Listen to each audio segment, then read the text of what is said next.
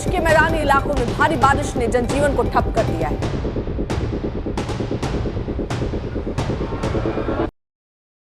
जैसे मैं मनाली पहुंचा, वहाँ पे अथॉरिटीज़ ने मुझे वार्न किया था कि पिछले 4 दिनों से बहुत कंटिन्यूस रेनफॉल हो रहा था। क्या हिमाचल प्रदेश में फिर आएगी तबाही और आएगी भयानक बाढ़? हिमाचल में मौसम विभाग ने अगले कुछ दिनों तक भारी बारिश की चेतावनी जारी की। सडनली मुझे कॉल आता है फ्रॉम द अथॉरिटीज़ देयर कि निगुलसरी जो है पॉइंट है वो सडन पूरा कोलैप्स ही हो गया। मतलब जो रास्ता था निगुलसरी का वो पूरा का रास्ता ही बैठ गया नीचे। लोकल बस जा रही थी, जो ऑर्डिनरी बस होती है, वहाँ पे पत्थर गिरे हैं, तो उनमें से कुछ लोगों की ऑन स्पॉट सडन हुई है। लाइफ में ट्रैवल करना मत छोड़ना। ट्रैवल आपको घूमने का तजुर्बा देगा, एक्सपीरियंस देगा, सारी चीज़ें देगा, but travel responsibly, travel mindfully and environment को और जितने भी आसपास के जो स्पीसीज़ है उसको ध्यान में रख के, सिचुएशंस को ध्यान में रख के आप घूमो और ज़िंदगी का जो एसेंस है वो ट्रैवल से जीते रहो और बाकियों को जीने दो।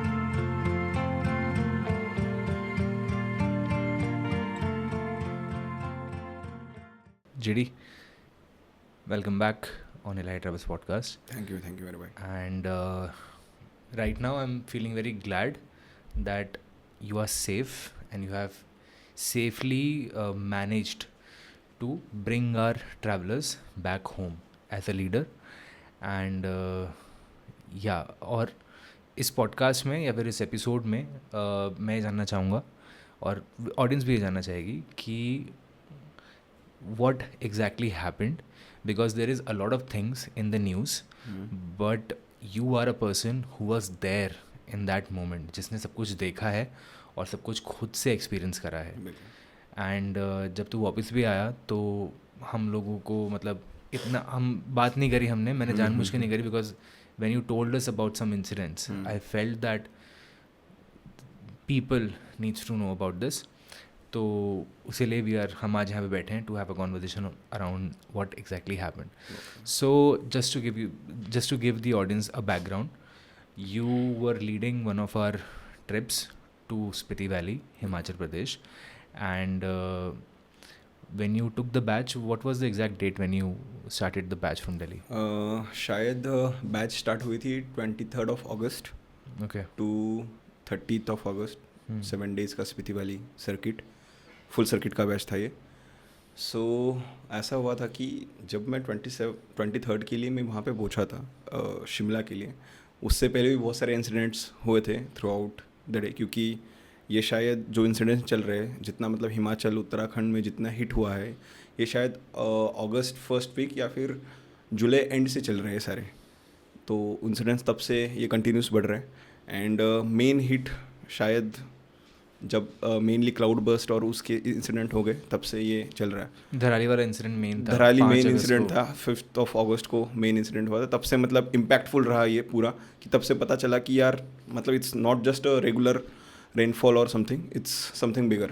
धराली में हुआ क्या था exactly, do you know? Dharali में ऐसा हुआ था कि धराली जो विलेज है उसमें सडन क्लाउड बर्स्ट हैपन. पीछे जितना भी मतलब उनका जितना वाटर स्टोरेज वो भी था और वो मतलब बस्ट हो गया पूरा.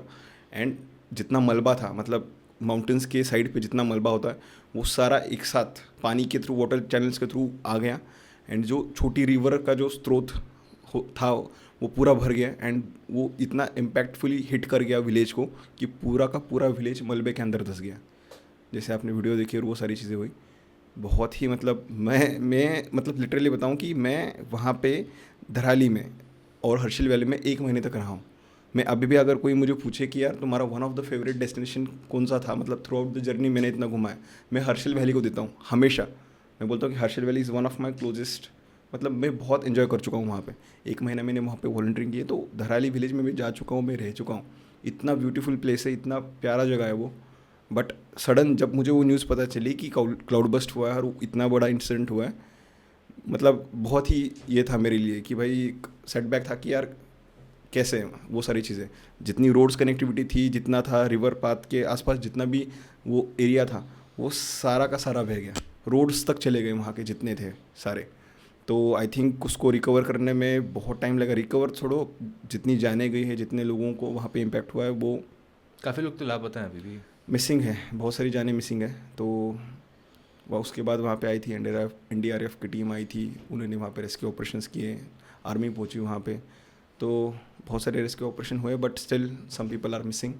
रोड्स गायब हुए रास्तों से, तो अभी तक कनेक्टिविटी का भी कोई आता पता नहीं है। And this is just Uttarakhand, we have not come to मतलब हिमाचल। हिमाचल का तो अलग ही चल रहा है, मतलब हिमाचल इज़ लाइक 2023 में भी जब मैं था उस वक्त भी बहुत सारे इंसिडेंट हुए थे। जब मैं चंद्रताल वाला बैच लेके आया था उस वक्त में जब हाई अलर्ट पे था, जो शिमला मनाली था वो मनाली हाई अलर्ट पे था, और जैसे ही मैं मनाली पहुंचा वहाँ पे अथॉरिटीज़ ने मुझे वार्न किया था कि यहाँ से अभी मत जाओ, क्योंकि ऑलरेडी पिछले 4 दिनों से बहुत कंटिन्यूस रेनफॉल हो रहा था वहाँ पे, एंड स्टिल लोग फंसे हुए थे काफ़ी सारे। मंडी वाला रास्ता कोलैप्स हो चुका था, आधा रास्ता तो बह गया था, और बाकी हर जगह मतलब ऐसे क्लाउड बस के और ये सारी चीज़ें इंसिडेंट हो रहे थे। कुल्लू में भी इंसिडेंट हुआ था उस वक्त, तो रात का टाइम था और शायद मेरी बस 9 साढ़े 9 बजे की थी। मेरे साथ तकरीबन उस वक्त मेरे अपने ही खुद के इलाइट ट्रैवल्स की अपने 4-5 बैचेस थे, तो उसमें से तकरीबन 2-3 बैच हम खुद लीड कर रहे थे। तो उसमें से 40 बंदों को हमने वॉल्वो में रात को क्रॉस करवाया और वार्न किया था। वहाँ पे रेड अलर्ट है और उन्होंने बोला था, अथॉरिटीज़ ने, पुलिस ऑफिसर ने बोला कि मत जाओ, बहुत रिस्क है।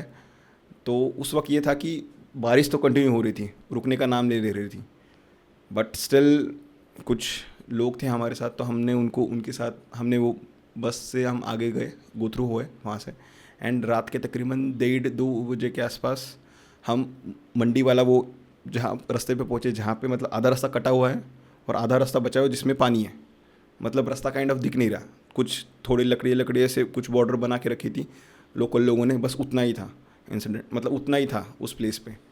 तो मैंने और हमारे उस्ताद जी जो थे उनको मैंने कन्वे कर दिया कि जो भी है निकालो यहाँ से, अगर यहाँ फंस गए तो उसके बाद हमारे पास कोई ऑप्शन नहीं है, मतलब यहाँ पे रुकने का और वो करने का। तो मैं खुद उतरा था, पहले मैं जाके रास्ते का देखा कि क्या है, कितना डिस्टेंस है क्या नहीं है, आके मैंने उस्ताद जी को बताया, हमारे ड्राइवर जी को बताया कि इतना इतना है, हो जाएगा अगर एक ही गो में अगर आप निकाल लोगे तो।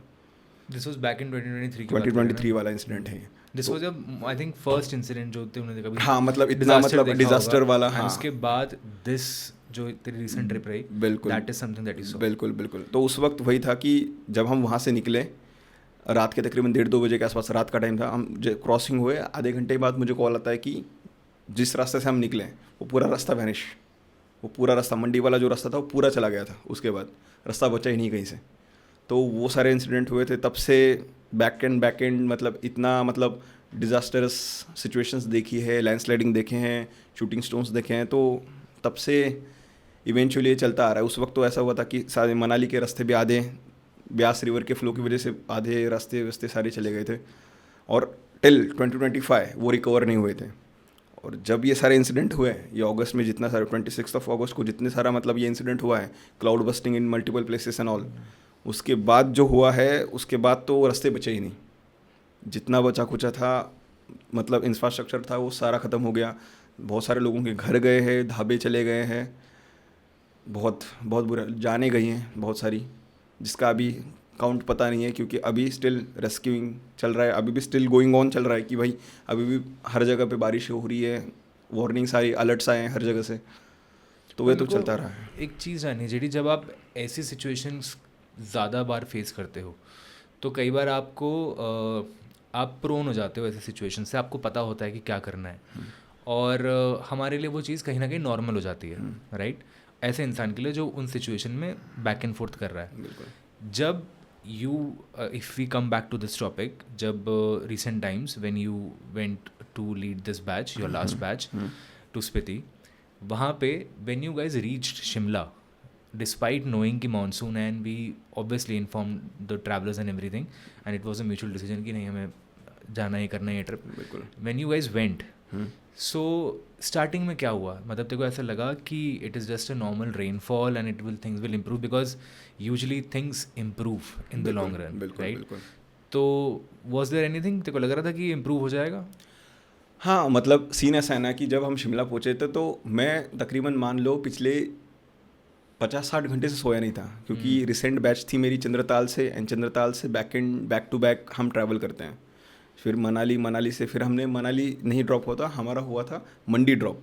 क्योंकि मनाली से बस स्टैंड वाला जो रास्ता था वो बंद हो चुका था जस्ट बिकॉज ऑफ ऑट टनल में लैंडस्लाइड हुई थी और मंडी में भी स्लाइडिंग हुई थी, उस कुल्लू में भी स्लाइडिंग हुई थी। उस वजह से रास्ते बड़े व्हीकल्स के लिए, वॉल्वोस के लिए बंद कर दिए गए थे। एंड देन हमको मंडी ड्रॉप करना पड़ा एंड मंडी से ओवरनाइट ट्रैवल करके हमको शिमला आना पड़ा। इन बिटवीन भी रास्ते भी बहुत सारे स्लाइडिंग थे, तो हम टेम्पो से उतर के पत्थरे हटा रहे and while through out the night हम ट्रैवलिंग करते करते सुबह 5 बजे हम शिमला पहुँचे मनाली से। ऑन 25th को ये सब हो रहा था रात को, ऑन 26 को तो सुबह शिमला 23rd वाला बैच था, तो 22nd की नाइट पूरा ट्रैवल करके 23rd, हाँ 23rd या 24th को मॉर्निंग को हम शिमला पहुँचे, राइट। एंड शिमला पहुँचते ही फिर वेदर एकदम पूरा क्लाउडी था और बहुत ही वेदर काइंड ऑफ रेनी हो गया था, ठीक है। तो उसी वक्त हमने पूरी टीम को ब्रीफिंग दे दी था कि सिचुएशन ऐसी है एंड एज़ फॉर द मतलब everyone knows about the situation and all. तो मैंने उनको एक बार फिर से ब्रीफ कर दिया कि सिचुएशंस ऐसी ऐसी हो रही है, हिमाचल में अभी ऐसी ऐसी सिचुएशन चल रही है, प्लस कि आगे क्या क्या हो सकता है, सर्कमस्टांसेस जो भी हो सकते हैं। क्योंकि थ्रू आउट द डे मैंने मतलब थ्रू आउट द इससे बैक एंड ट्रिप्स हो गई है, बहुत सारी ट्रिप्स में मैंने बहुत सारी चीज़ें देख चुका हूँ। तो उसके बिहाफ पे मैंने उनको ब्रीफ कर दिया कि कुछ भी सिचुएशन हो पैनिक नहीं करना है, बिलीफ हमारे ऊपर भरोसा रखो, हम हैं थ्रू आउट द जर्नी जो भी करने के लिए हैं, सिचुएशंस को हैंडल करने के लिए, और बेस्ट वे पॉसिबल हम वहाँ से निकलने का कोशिश करेंगे, राइट। बस वही है कि जितना हो सके कोऑपरेट करो with us, with drivers, with the team, हम सॉर्टेड कर लेंगे जितना भी हो सके। तो ये सारी चीज़ें होने के बाद जैसे ही चल रहा है, बारिशें आ रही है, डे 1 हमारा डे 1 ही काइंड ऑफ सबके लिए एक ये था कि भाई हम निगुल मतलब हमारा मेन होता है ना निगुलसरी पॉइंट, तो वहाँ से पहुँचने से पहले ही चौरा जो है वहाँ पे स्लाइडिंग का हमको आया एंड वहाँ से हमने क्रॉस कर दिया, राइट। निगुलसराय क्या है? निगुलसराई एक ऐसी प्लेस है किन्नौर डिस्ट्रिक्ट में आती है जहाँ पे सबसे ज़्यादा स्लाइडिंग पॉइंट है, मतलब लैंड स्लाइडिंग पॉइंट है। वो कर्व पे है, जो निगुलसरी विलेज है उसके जस्ट आगे कर्व आता है जहाँ पे सबसे ज़्यादा स्लाइडिंग होता है। ये 2019 मतलब 2019 से कंटिन्यूस मतलब उस पॉइंट पे सबसे ज़्यादा हो रहा है स्लाइडिंग, राइट। तो मेन हुआ तो 2023 में, उसके बाद 2024 में। पिछले साल भी हम 3-4 दिन वहीं फंसे थे, पिछले साल भी एक बैच था जैसा जिसमें हम 3 दिन वहीं फंसे थे उसी पॉइंट पे। एंड इस साल तो सबसे ज़्यादा डिजास्टरस मतलब टिल नाउ अभी वो रिकवर नहीं हुआ है, मतलब पिछले 10 दिन हो गए वो रास्ता बंद है, बट अभी भी उसका कुछ रिकवर नहीं हो पा रहा है। मतलब 7-8 दिन हो गए उस रास्ते को बंद हुए हुए, और ये बहुत बड़ा टाइम है जो इतना टाइम तक निगुलसरी बंद रहा है, क्योंकि जितना उसको रिकवर करते जा रहे हैं वहाँ पे एक ये बना हुआ है पूरा क्या बोलते हैं मलबे जैसा पूरा एक चैनल बन गया है, पत्थरों का बहुत ज़्यादा स्लाइडिंग पॉइंट हो गया। मतलब पूरा एक ये होता है ना कि पूरा नाला जैसा बनता है ना, वैसे एक पूरा बन गया है कि जितना तुम मिट्टी से मिट्टी हटाओ उतना ऊपर से और गिरेगा काइंड ऑफ। और बड़े बड़े पत्थर है, ऐसे नहीं कि छोटे छोटे पत्थर है, बहुत बड़े बड़े पत्थर है। तो इस वजह से बहुत टाइम लग रहा है उसको रिकवर करने में। पुलिस अथॉरिटी जहाँ पे जितनी भी है उनको भी बहुत ज़्यादा टाइम लग रहा है। हाँ, तो डे 1 पे जब वहाँ पे पहुँचे तो ब्लॉकेज लगा हुआ था जस्ट बिकॉज ऑफ बारिश चल रही थी बहुत ज़ोर से। तो बारिश के कारण वहाँ पे अथॉरिटी ने मना कर दिया कि पत्थरे, मैं खुद वहाँ पे गया था देखने के लिए कि क्या हुआ। तो हमारे सामने पूरे पत्थर नीचे आ रहे थे, बारिश हो रही थी, शाम के तकरीबन 6-6:30 बजे हुए थे। तो तब मतलब हम पहुँचे थे हम वहाँ पे 5:30 बजे, 6-6:30 बजे तक हम कंटिन्यू वेट करता रहे कि भाई थोड़ा रिकवर होगा। बारिश तो ख़त्म नहीं हुई, कंटिन्यू चल ही रही थी, बट स्टिल होप कर रहे थे कि पत्थर रुकना बंद हो जाए और हमको थोड़ी वहाँ से आगे, क्योंकि हमारा सांगला का डे 1 का सांगला स्टे होता है, तो सांगला हम पहुँच जाए। बट वही है कि सिचुएशन कोई हाथ में नहीं थी, बारिश कंटिन्यू हो रही थी, पत्थर कंटिन्यूस आ रहे थे। एंड जैसे ही 7 बजने वाले थे वी टुक अ डिसीजन कि यहाँ से अब अंधेरा होते ही अथॉरिटी छोड़ती नहीं आगे रास्ते। तो मैंने उससे पहले जब मैं आ रहा था उसी वक्त मेरा वहाँ पे बधल एक गांव है, वहाँ पे मैंने कांटेक्ट करके रखा था इफ़ इन केस अगर मैं स्टक होता हूँ, क्योंकि बैकअप कैप्टन को हमेशा बैकअप प्लान रखना पड़ता है। और इफ़ इन केस मतलब अगर वहाँ पे मेरा बैकअप नहीं होता, मतलब मैंने अगर पहले ही इन्फॉर्म नहीं करा होता वहाँ पे स्टेज पे, तो सीन ऐसा होता कि हमको स्टेज भी नहीं मिलते, क्योंकि बहुत सारे व्हीकल्स थी वहाँ पे, बहुत सारे ट्रैवलर्स कंपनियाँ और थी जो वहाँ पे स्टे कर सकती थी। तो मेरा एक बैकअप था पहले ही निकलने से पहले कि मैं एक बार बात करके रखूँ, इफ़ इन केस कुछ ब्लॉकेज होता है, कुछ भी होता है, I am staying there, my team is going to stay there, इसके लिए। तो वो काम आया मेरा थ्रू आउट द डे। मतलब मैंने उनसे फिर वापस से कांटेक्ट किया कि हो सकता है कि मुझे अभी इसके आगे मैं जा नहीं पाऊँगा, तो मैंने कॉल किया एंड ऑपरेशन टीम्स को बताया, तो उन्होंने भी बोला कि yes you can do it, आप पीछे जाके स्टे कर सकते हो जहाँ बदाल में। वहाँ से तकरीबन घंटे का जर्नी है बस, दैट्स इट ओनली। तो हम वहाँ के लिए रिटर्न के लिए निकले एंड जैसे ही हम रिटर्न के लिए जा रहे थे अंधेरा हो गया एंड बारिश ज़ोर से स्टार्ट हो गई। हमारा रास्ता टूवर्ड चोरा चेक पोस्ट एक है, किन्नौर गेट से पहले आता है चोरा चेक पोस्ट, वहाँ से हम जा रहे थे। उससे पहले ही मेरी गाड़ी सबसे पहले थी एंड गाड़ी से पहले पूरा पहाड़ नीचे आ गया, पूरा स्लाइडिंग, पूरा पत्थर ही नीचे आ गए गाड़ी के सामने, मतलब बचते बचते बचा पत्थर। मोनू भाई हमारे उस्ताद थे, हेवी ड्राइवर है भाई, उन्होंने ब्रेक दबाया और गाड़ी वही के वही थम गई और पत्थर नीचे आते हुए फिर हमने गाड़ी थोड़ी बैक कर ली, पीछे जितनी भी गाड़ी थी उनको अलर्ट कर दिया कि रुक जाओ, आगे ये मत करना, कोशिश मत करना। एंड वो इंसिडेंट इट्स काइंड ऑफ कि सारे मतलब मेरे साथ मेरे गेस्ट भी थे, उनके लिए भी वो देखने का था कि मतलब पत्थर नीचे आते हैं पहाड़ में, ऐसा होता है। मतलब सिचुएशन का उनको उसी वक्त अंदाज़ा लग गया कि किस टाइम पे हम निकले हुए हैं और किस किस सिचुएशन का आगे आगे सामना करना पड़ सकता है। तो तकरीबन 1 से 1.5 घंटे हम वहीं फंसे रहे जस्ट बिकॉज ऑफ हेवी पत्थर आ रहे थे और अंधेरा था। बट हमारे इसमें थोड़ी ये थी कि भाई थोड़े पत्थर दिखे, स्टार्टिंग में हमको थोड़े ही पत्थर दिखे, ज़्यादा पत्थर नहीं, और हमको लगा कि हम वो क्रॉस कर सकते हैं आराम से। तो मैं मतलब हमारे जो दूसरे ट्रैवलर्स में जो उस्ताद थे, ड्राइवर्स थे, उन्हें सजेस्ट किया कि ये 2-4 पत्थर हटा दिए ना बड़े बड़े, तो हम यहाँ से गाड़ी पार कर सकते हैं, तो कोई लोड नहीं है, हम वो कर सकते हैं। तो मैं बोला चलो ठीक है, अभी हो सकता है। तो मैंने बोला कि कुछ बंदे ऊपर ध्यान देना, पत्थरों का मतलब आ रहे नहीं आ रहे उसका ध्यान देना, बाकी हम थोड़ा सा हटाने की कोशिश करते हैं उस हिसाब से। तो हम जैसे आगे बढ़े, थोड़े पत्थर हटा दिया, आधा काम जो हो गया, बस 2-3 पत्थर बचे हुए थे, वो काम हो रहा था। तुरंत ऊपर से 3-4 पत्थर ज़ोर से आए, हमारे जो उस्ताद थे हमारे साथ में, उनके पैर को लगी पत्थर, उड़ता हुआ पत्थर सीधा, और मेरे यहाँ से गया है सर के ऊपर से। उसकी वीडियो फुटेज भी है, तो बहुत क्रेजी हुआ था वो। और जैसे मैं वहाँ पे पहुँचा, उस्ताद जी के पैर पे लगा और उस्ताद जी काइंड ऑफ कोलैप्स हो गए, उनको उठा के फिर हम वापस ले आए। और उसके बाद तो बहुत बड़ा स्लाइडिंग हो गया, बहुत बड़े बड़े पत्थर नीचे आ गए एंड तकरीबन हमको उसके बाद फिर आधा पौना 1 घंटा हमको वेट करना पड़ा, क्योंकि जब तक बारिश ज़ोर से हो रही है तब तक कुछ नहीं हो सकता था। एंड देन सडन जब ये सारी चीज़ें मतलब रुकने लग गई, पत्थर थोड़ा सा ये होने लग गया, हम में से ही मतलब एक कैंपर वाला था, हमने उनको बोला कि अगर हो सके तो आप अपनी गाड़ी से उसको पुश करने की कोशिश करना टूवर्ड्स इस डायरेक्शन में, अगर वो हो सकता है तो वो देखना।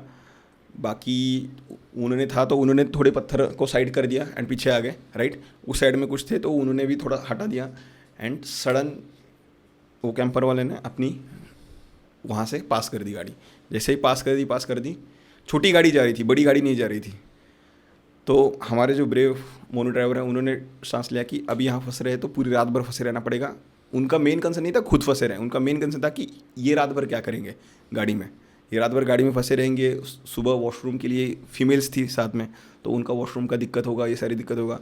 अगर मैं इसमें 1 मिनट में अगर कुछ सेकंड्स में उसको पार कर दूंगा तो उनका स्टे काज हो जाएगा, और उस हिसाब से उन्होंने सोचा मोर इम्पोर्टेंटली सब लोग सेफ होंगे, सेफली निकल जाए, राइट। तो मैं बाहर ही था, मैं देख रहा था कि क्या सिचुएशन है एंड सडनली मोनू भाई बोले कि बैठो, मैं 1 मिनट मतलब मैं जितना जल्दी हो सके उसमें से निकाल दूंगा, इन गाड़ियों के साथ साथ निकालूंगा, सही निकलेगा। तो उन्होंने जो लिया और जो एक्सीलेटर दबाया, सीधा पार ही कर दिया वो। और जैसे ही पार कर दिया, सब ने रिलीफ लिया और बहुत मतलब सबका अटक गई थी सांस जब तक वो चैनल वो क्रॉस होता है तब तक। और जैसे ही हुआ क्रॉस, रिलीफ, सारे गणपति बप्पा मोरिया, हनुमान जी, हनुमान चालीसा, सब कुछ मतलब एक साथ। तो बहुत ही मतलब डे 1 का उनका मतलब जो एडवेंचर था वो वहाँ पे ख़त्म होके फिर हम रात को बधाल में स्टे कर दिया, खाना वाना अच्छा से खा के रिलीफ दिया अगले दिन के तैयारी के लिए, राइट। बट वही है कि अगले दिन का भी वही सीन कि सुबह सुबह स्लाइडिंग वाइडिंग हो गई और लेट हो गया सारा चीज़ें। तो हम तकरीबन 3 बजे तक वहाँ पे फंसे रहे, दोपहर के 3 बजे तक निगुलसरी स्लाइडिंग पॉइंट पे। और उसके बाद वो क्लियर हुआ, देन हम वहाँ से निकले एंड हमने फिर अगले दिन सांगला स्टे करा वहाँ।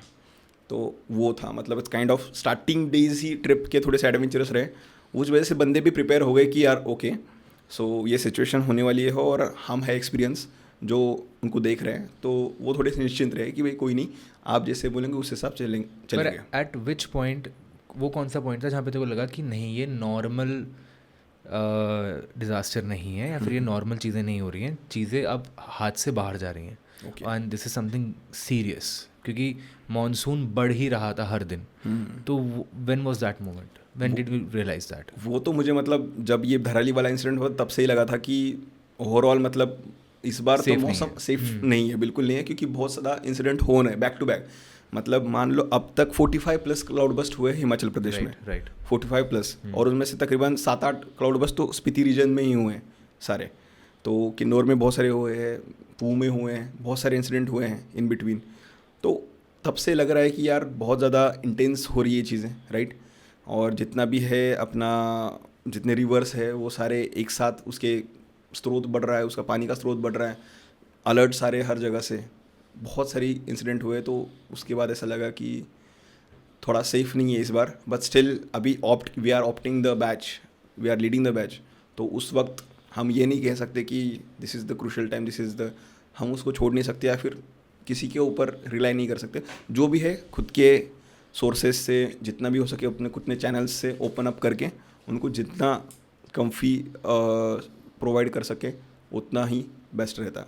तो हमारा उस हिसाब से हमारा आगे का ये था कि बस अभी जो भी है, अब सिचुएशन जो भी है अपने को बस पार कर देना है, इनको सेफली वापस पहुंचा देना है, वही था दिमाग में। बाकी तो सेकेंडरी चीज़ें बाकी सारी कि क्या होगा क्या नहीं होगा वो तो देखी जाएगी।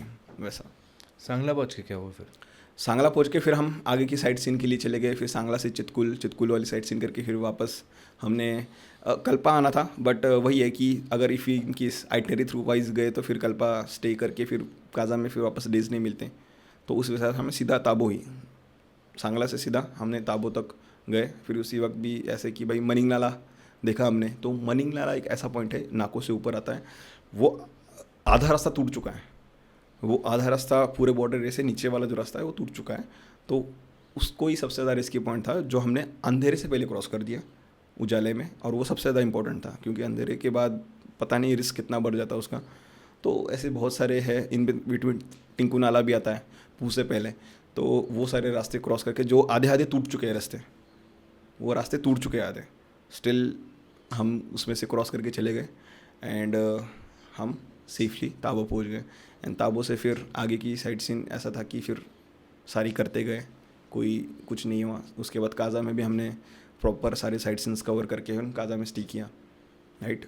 हाँ, काजा में थे तब काजा के जो ऊपर वाला जो माउंटेन है वो मॉर्निंग में हम चाय पी रहे थे और बाहर आए थे, अचानक ब्लास्ट जैसी आवाज़ आई एंड हम ऊपर देख रहे तो जो काजा के जस्ट हमारा होम स्टे जो लागुर होम स्टे उसके ऊपर वाला जो माउंटेन है, नदी के उस पार वाला, स्पीति रिवर के उस पार वाला, वहाँ से पूरे पत्थर नीचे आ रहे थे अचानक, इन द सडन पूरा ऐसे नीचे आ रहा था। उसका एक पॉइंट था, वो माउंटेन का एक क्लिफ था, वहाँ पे शायद वो अचानक से लूज़ हो गया होगा और वो स्लाइड हो गया, नीचे आ गया। तो इन बिटवीन ऐसे तो बंदे बैठे बैठे बोला ये क्या हो गया, तो पहाड़ थोड़ा सा नीचे आ गया था। तो ऐसे इनसर्टन ऐसे चीज़ें इन बिटवीन हुई है। तो उसके बाद मेन हमको वही है कि वहाँ जाने के बाद पता चला कि उसी वक्त 26 वाला चल रहा था, बहुत सारी हेवी रेनफॉल्स और वो सारी चीज़ें हुई थी।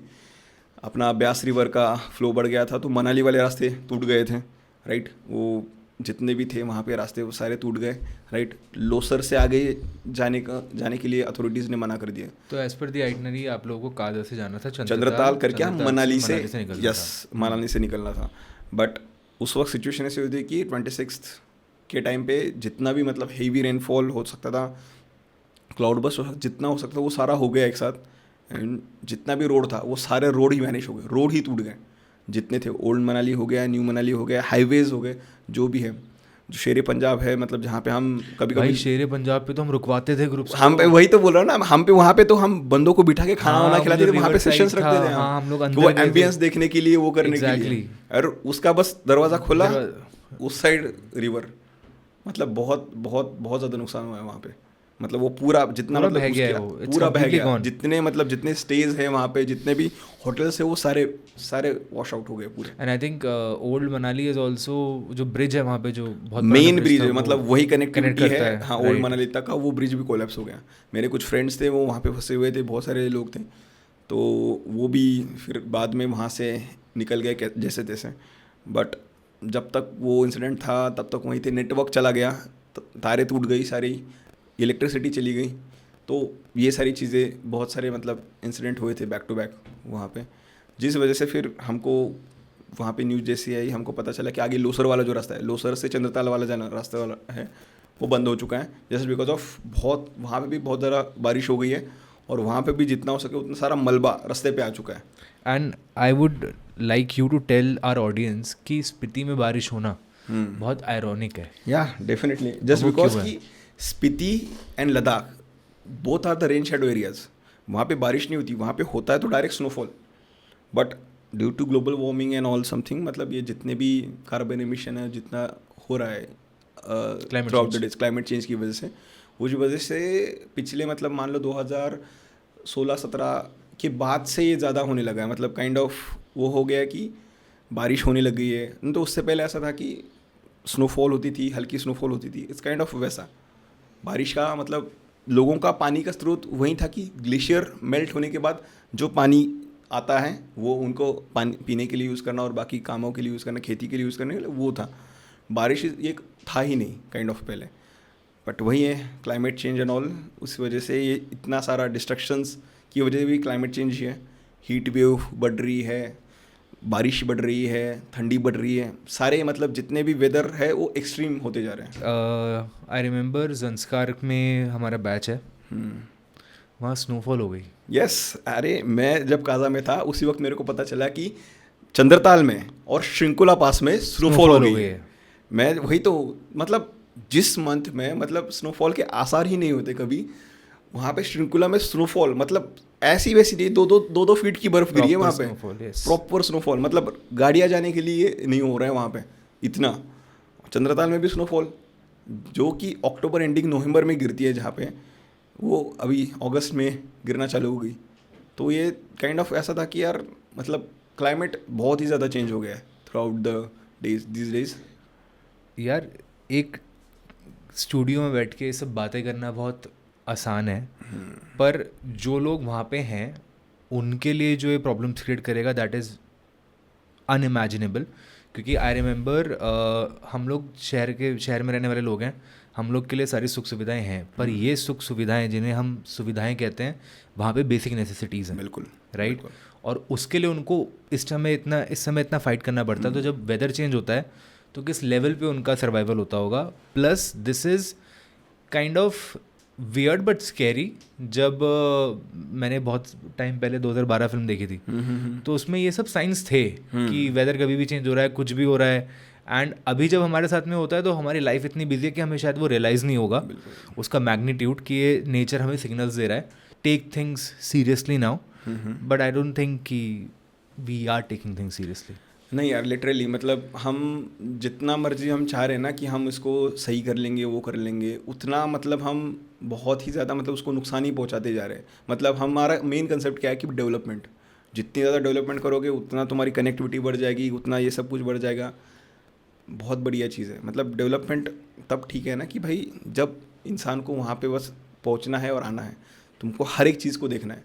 माउंटेन्स के बीच में शैलो वाटर स्पोर्ट्स भी होते हैं, तो जब टनल ब्लास्टिंग होती है वो सब कुछ होती है, जब उसमें मशीन जाके उसको टनल क्रिएट करने की कोशिश करती है, तो वाटर चैनल्स, वाटर बॉडीज में से जितना पानी स्टोरेज होता है माउंटेन के बीच में, जितना पानी स्टोरेज हो रहा है वो सारा निकल जाता है उसमें से। तो जितना पानी का वो उसका जो पैच था वो तो शैलो हो गया, वो तो निकल गया पूरा। तो वो शैलो इसमें बस एयर है, और जैसे ही कुछ मूवमेंट होती है, कुछ भी होता है, वो पहाड़ के बीच वाला गैप फिल करने के लिए वो पहाड़ ही नीचे आ जाता है, वो गैप फिल करने के लिए। तो ये चीज़ें हो रही है क्योंकि वो वाटर बॉडीज़ को तो निकल जा रही है बीच में से, जितना भी मतलब हेवी रेनफॉल हो रहा है या फिर जो लोग वहाँ पे ब्लास्टिंग कर रहे हैं, टनल के लिए कोशिश कर रहे हैं, वो ये नहीं देख रहे कि वहाँ पे भी कुछ मतलब एक होना चाहिए सिस्टम जिसमें आपको पता चले कि वहाँ कहाँ वाटर बॉडीज़ अंदर रह रही है, क्योंकि नदियाँ कहाँ से आ रही है, पहाड़ों के अंदर से ही आ रही है। तो कहीं तो कहीं तो उसका स्टोर हाउस होगा, कहीं तो कुछ होगा ना।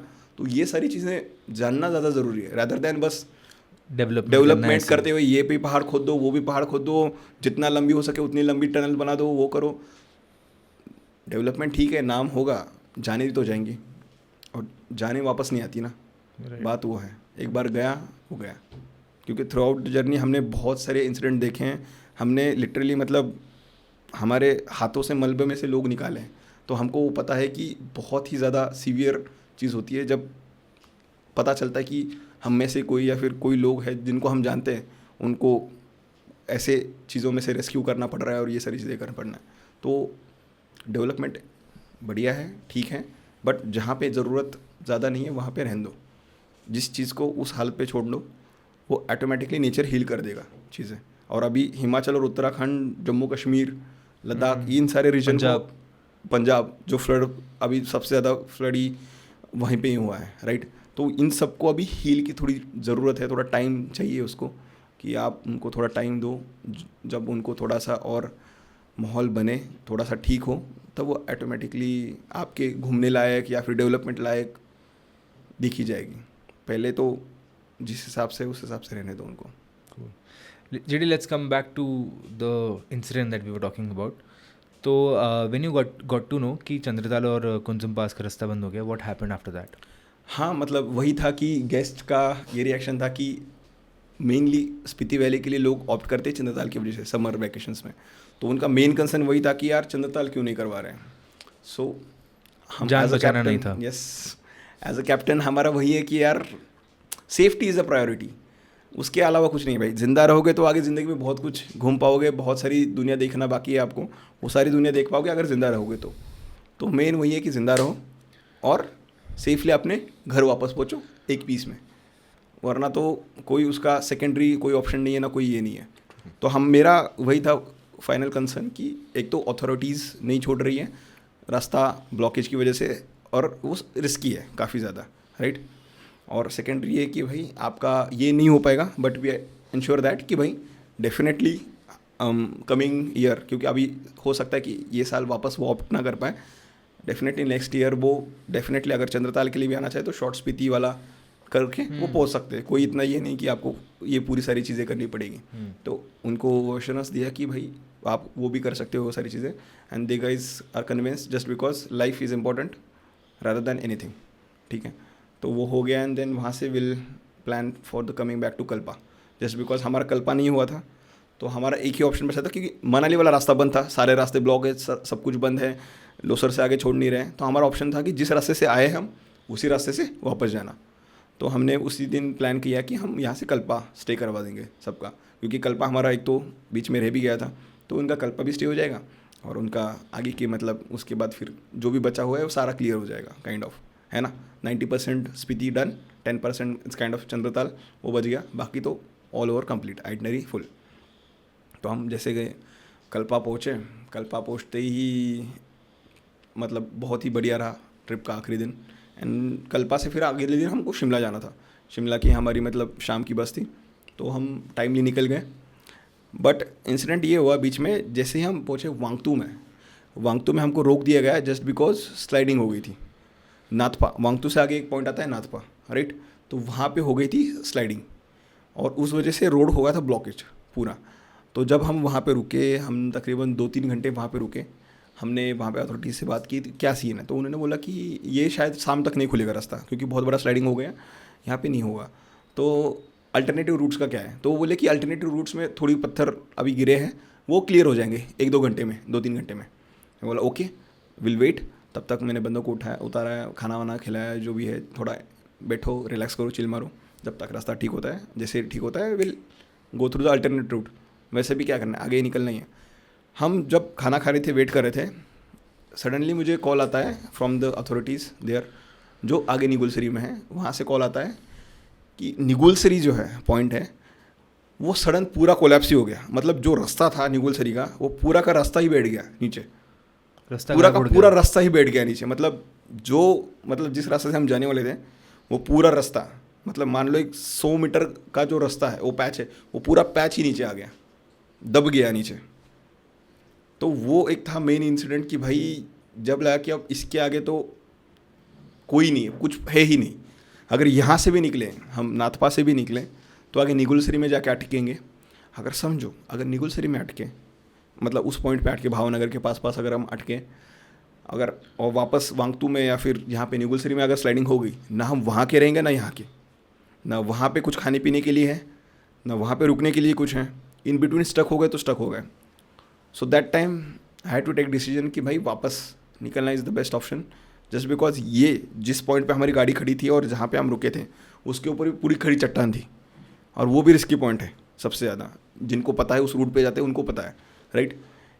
तो हमने वहाँ से पहले गाड़ी निकाली एंड हम वापस टापरी गए, एंड टापरी में जाके एक सेफ पॉइंट पे जहाँ पे खुला आसमान है वहाँ जाके हमने डिसीजन लिया कि हमको अभी वापस एक दिन स्टे एक्सटेंड करना, क्योंकि वो आखिरी दिन का स्टे था, राइट, वो आखिरी दिन निकलना था वापस, तो स्टे एक्सटेंड करना पड़ना था हमको।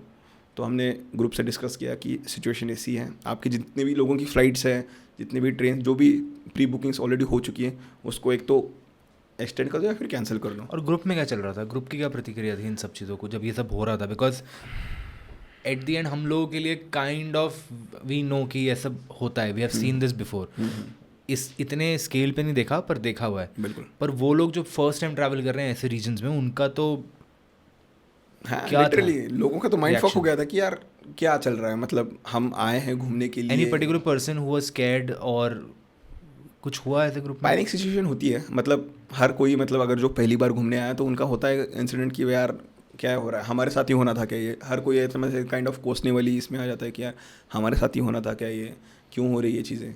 बट फॉर मी, मतलब मेरा जो ग्रुप था काइंड ऑफ चिल, उनका ये था कि भाई दारू पिलाओ मज़े करो, कोई लोड नहीं है इस काइंड ऑफ ऐसे।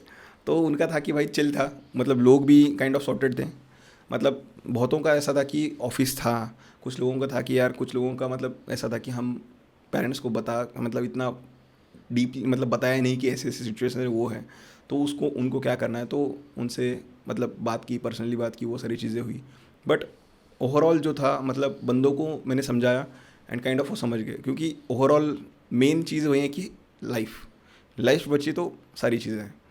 तो फिर उसके बाद हमने डिसीजन लिया कि एक्सटेंड करना पड़ेगा एंड फिर हम वापस पीओ, हम उस वक्त कल्पा नहीं गए, फिर हम पीओ में स्टे लिया, काइंड ऑफ एक बजट स्टे, और जिनके लिए मतलब मार्केट में ही जो सारी फैसिलिटीज़ मिल जाए और वो स्टे भी कर पाए आराम से।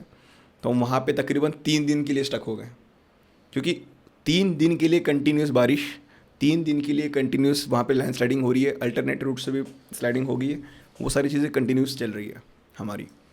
तो उस वक्त बहुत सारे लोगों का ऐसा मानना था कि यार चलो यार चलते हैं यार, क्या दिक्कत है, क्योंकि मुझे अल्टरनेट रूट का भी पता था जो तारंडा होके ऊपर से ट्रैक करके जाते हैं। बट उससे मतलब हम जिस दिन जा रहे थे उससे पहले ही दिन इंसिडेंट हुआ था कि जिस रूट से वो बंदे जा रहे थे स्लाइडिंग हो गई और उसमें से 2 बंदों की टांगें टूट गई, जस्ट बिकॉज ऑफ पेड़ और वो पत्थर थे, वो उसका मलबा नीचे आ गया। सडन आता है वो तो बता के नहीं आता, तो उसमें 2 लोगों के पैर को इंजरी हो गई बहुत ज़्यादा और उनको फिर हॉस्पिटल शिफ्ट कर दिया। तो वो सारे इंसिडेंट थे, जस्ट बिकॉज मैं उनको अवॉइड कर रहा था कि वो चीज़ें उनको मतलब ना हो पता, हाँ वो पैनिक ना करे फालतू का, और उस रास्ते पे जाने से रिस्क था ज़्यादा, मेनली रिस्क की बात थी कि अगर मैं चाहूँ तो वो करवा सकता था, बट ये चीज़ है कि रिस्की होता है वो चीज़। अगर किसी की लाइफ का कुछ होता तो जिसने डिसीजन लिया उसके ऊपर रिस्क का वो पूरा बेयर करना पड़ता है प्रेशर, राइट। तो उस वजह से हमने वो ऑप्शन ही स्किप कर दिया था कि यार रिस्क वाली चीज़ कोई नहीं, जब रास्ता खुलेगा तब आराम से निकलेंगे। बट जैसे ही पता चला कि रास्ता खुलने के आसार नहीं है, कुछ नहीं है, जब हमने अपनी टीम से जितने भी वहाँ पे गेस्ट थे उन्होंने डिसीजन लिया कि ये ऑप्शंस हैं, मैंने उनको बताया भी कि यार रिस्क है, जाना है तो जा सकते हैं, बट मुझे चाहिए यूनिटी। अगर डिसीजन ले रहे हो तो कोई ये नहीं बोलेगा कि मैं पीछे, जो भी है साथ में यूनिटी। अगर आप में सबका अगर डिसीजन सेम है, अगर निकलना है तो मैं उस वक्त आपको सेकेंडरी क्वेश्चन नहीं पूछूंगा, निकल लेंगे उसी वक्त। तो रात में इनका थोड़ा मतलब जिस दिन जा रहे थे उससे पहले दिन इनका मतलब 3 दिन स्टक होने के बाद उनका डिसीजन ये था कि लेट्स ट्राई, क्योंकि बहुत टाइम हो गया हम वहाँ पे स्टक हो गए, अब तो निकलना ही निकलना है। And while you were stuck, what were the challenges, क्या थे वहाँ पे जहाँ पे आप लोग स्टक हो गए थे? खाने पीने की कोई दिक्कत आई या फिर रहने की कोई दिक्कत? कोई नहीं, क्योंकि जस्ट बिकॉज हमने उसकी प्रिकॉशंस पहले ले ली थे, क्योंकि हमको जब तक हम स्टक है या फिर जहाँ पे हैं वहाँ पे नेटवर्क हो, वहाँ पे लोगों को खाने पीने का सामान अवेलेबल हो, रहने की सुविधा हो, उसका ध्यान रख के हमने मार्केट में ही, रिकोंगपियो के मेन मार्केट में ही हमने स्टे लिया था, जस्ट बिकॉज इनको किसी चीज़ की भी ज़रूरत आए तो उनके सामने ही हो वो चीज़। क्योंकि अगर हम चाहते तो फिर वहीं पे रुक जाते हैं, बट वो सबसे ज़्यादा रिस्की पॉइंट था, और वहाँ पे रुकते फिर गाड़ी में रुकना पड़ता, ना वॉशरूम मिलता, ना फीमेल्स के लिए कुछ, अगर if in case of emergencies कुछ चाहिए होगा तो आसपास कुछ नहीं, व्हीकल मूवमेंट भी नहीं कर सकते, क्योंकि just because you are stuck in a whole traffic, right. एक गाड़ी हिलाना मतलब पूरे इसको ये करना, हैम्पर करना, तो वो ऑप्शन नहीं था, जस्ट बिकॉज हमने वो डिसीजन लिया एंड 3 days वहीं पे स्टक रहे जब तक रास्ता हुआ। एंड देन 4th डे 10 बजे के बाद सब ने डिसीजन लिया कि 10-11 बजे के आसपास उन्होंने डिसीजन लिया कि वी हैव टू लीव, हमको अभी निकलना ही पड़ेगा, जाना ही पड़ेगा। देन मेरा सेकेंडरी थॉट ये था कि चलो कोई बात नहीं, एंड देन हमारे उस्ताद जी को बुलाया, गाड़ी वाड़ी रेडी की, सामान सबका लोड कर दिया and we are heading towards. तो उस वक्त इन बिटवीन जाते जाते मेरा जितना भी मतलब कॉन्टैक्ट्स थे उनको कॉल करके पूछा कि रास्ते का क्या अपडेट है, क्या सीन है, क्या नहीं है।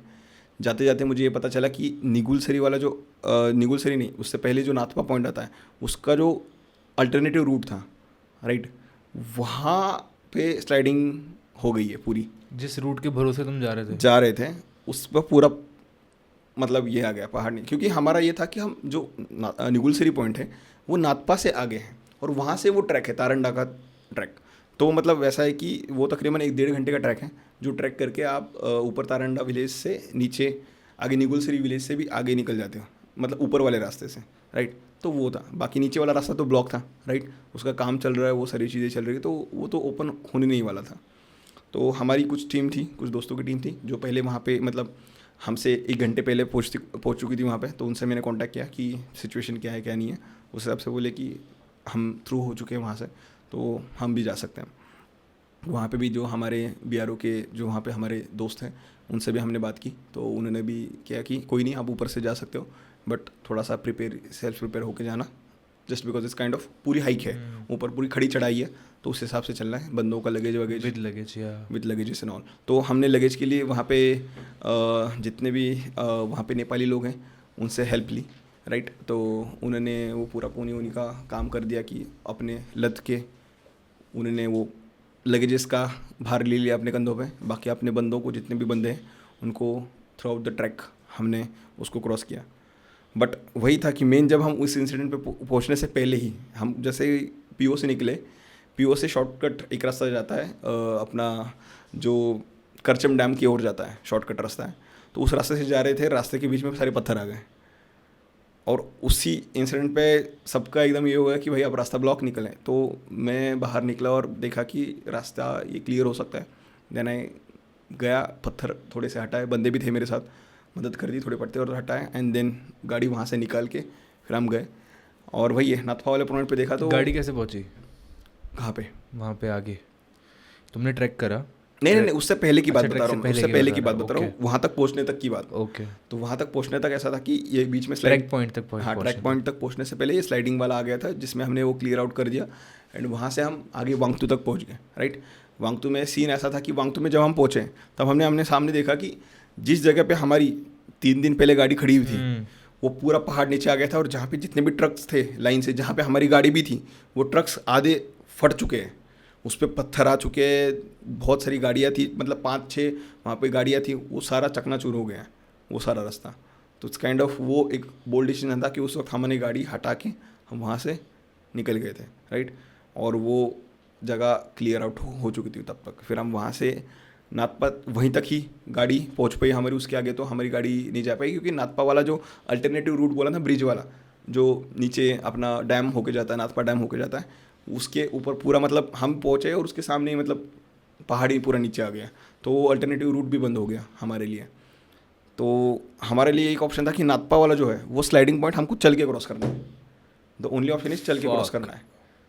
और पत्थर बारिश चल रही है, कंटिन्यूस ये आ रही है, तो हमारा बस वहाँ पे हमारे उस्ताद जी मोनू भाई को फाइनल गुड बाय था कि यार हम अभी जा रहे हैं, अब हमारे भरोसे ही जो भी है, जैसे भी लोग अपने अपने भरोसे भी है उस हिसाब से निकलेंगे, आगे का अभी हम खुद ही देखना पड़ेगा जितना भी है। गाड़ी वहीं रुक गई, फिर हम वहाँ से अपना सामान लगेज वगैरह लेके हम निकल पड़े। एंड हमारे में ये था कि हमारे साथ फीमेल्स भी थी, ठीक है। तो हमारा मेन ये स्ट्रेटजी था कि मेरे साथ थे 17 लोग, 17 गेस्ट प्लस 2 कैप्टन्स, मेरे साथ और एक कैप्टन था सूरज, तो हम दोनों कैप्टन्स एंड 17 गेस्ट हम लोग थे सारे। तो हमारा मेन स्ट्रेटजी ये था कि 2 स्ट्रॉन्ग पीपल, जो 2 हट्टे कट्टे बंदे, उनके साथ एक वीक या फिर एक जिनको मतलब मदद की ज़रूरत पड़ेगी, वो साथ 3-3 के ग्रुप करके जाएंगे, क्योंकि सारे एक साथ क्रॉस नहीं कर पाते।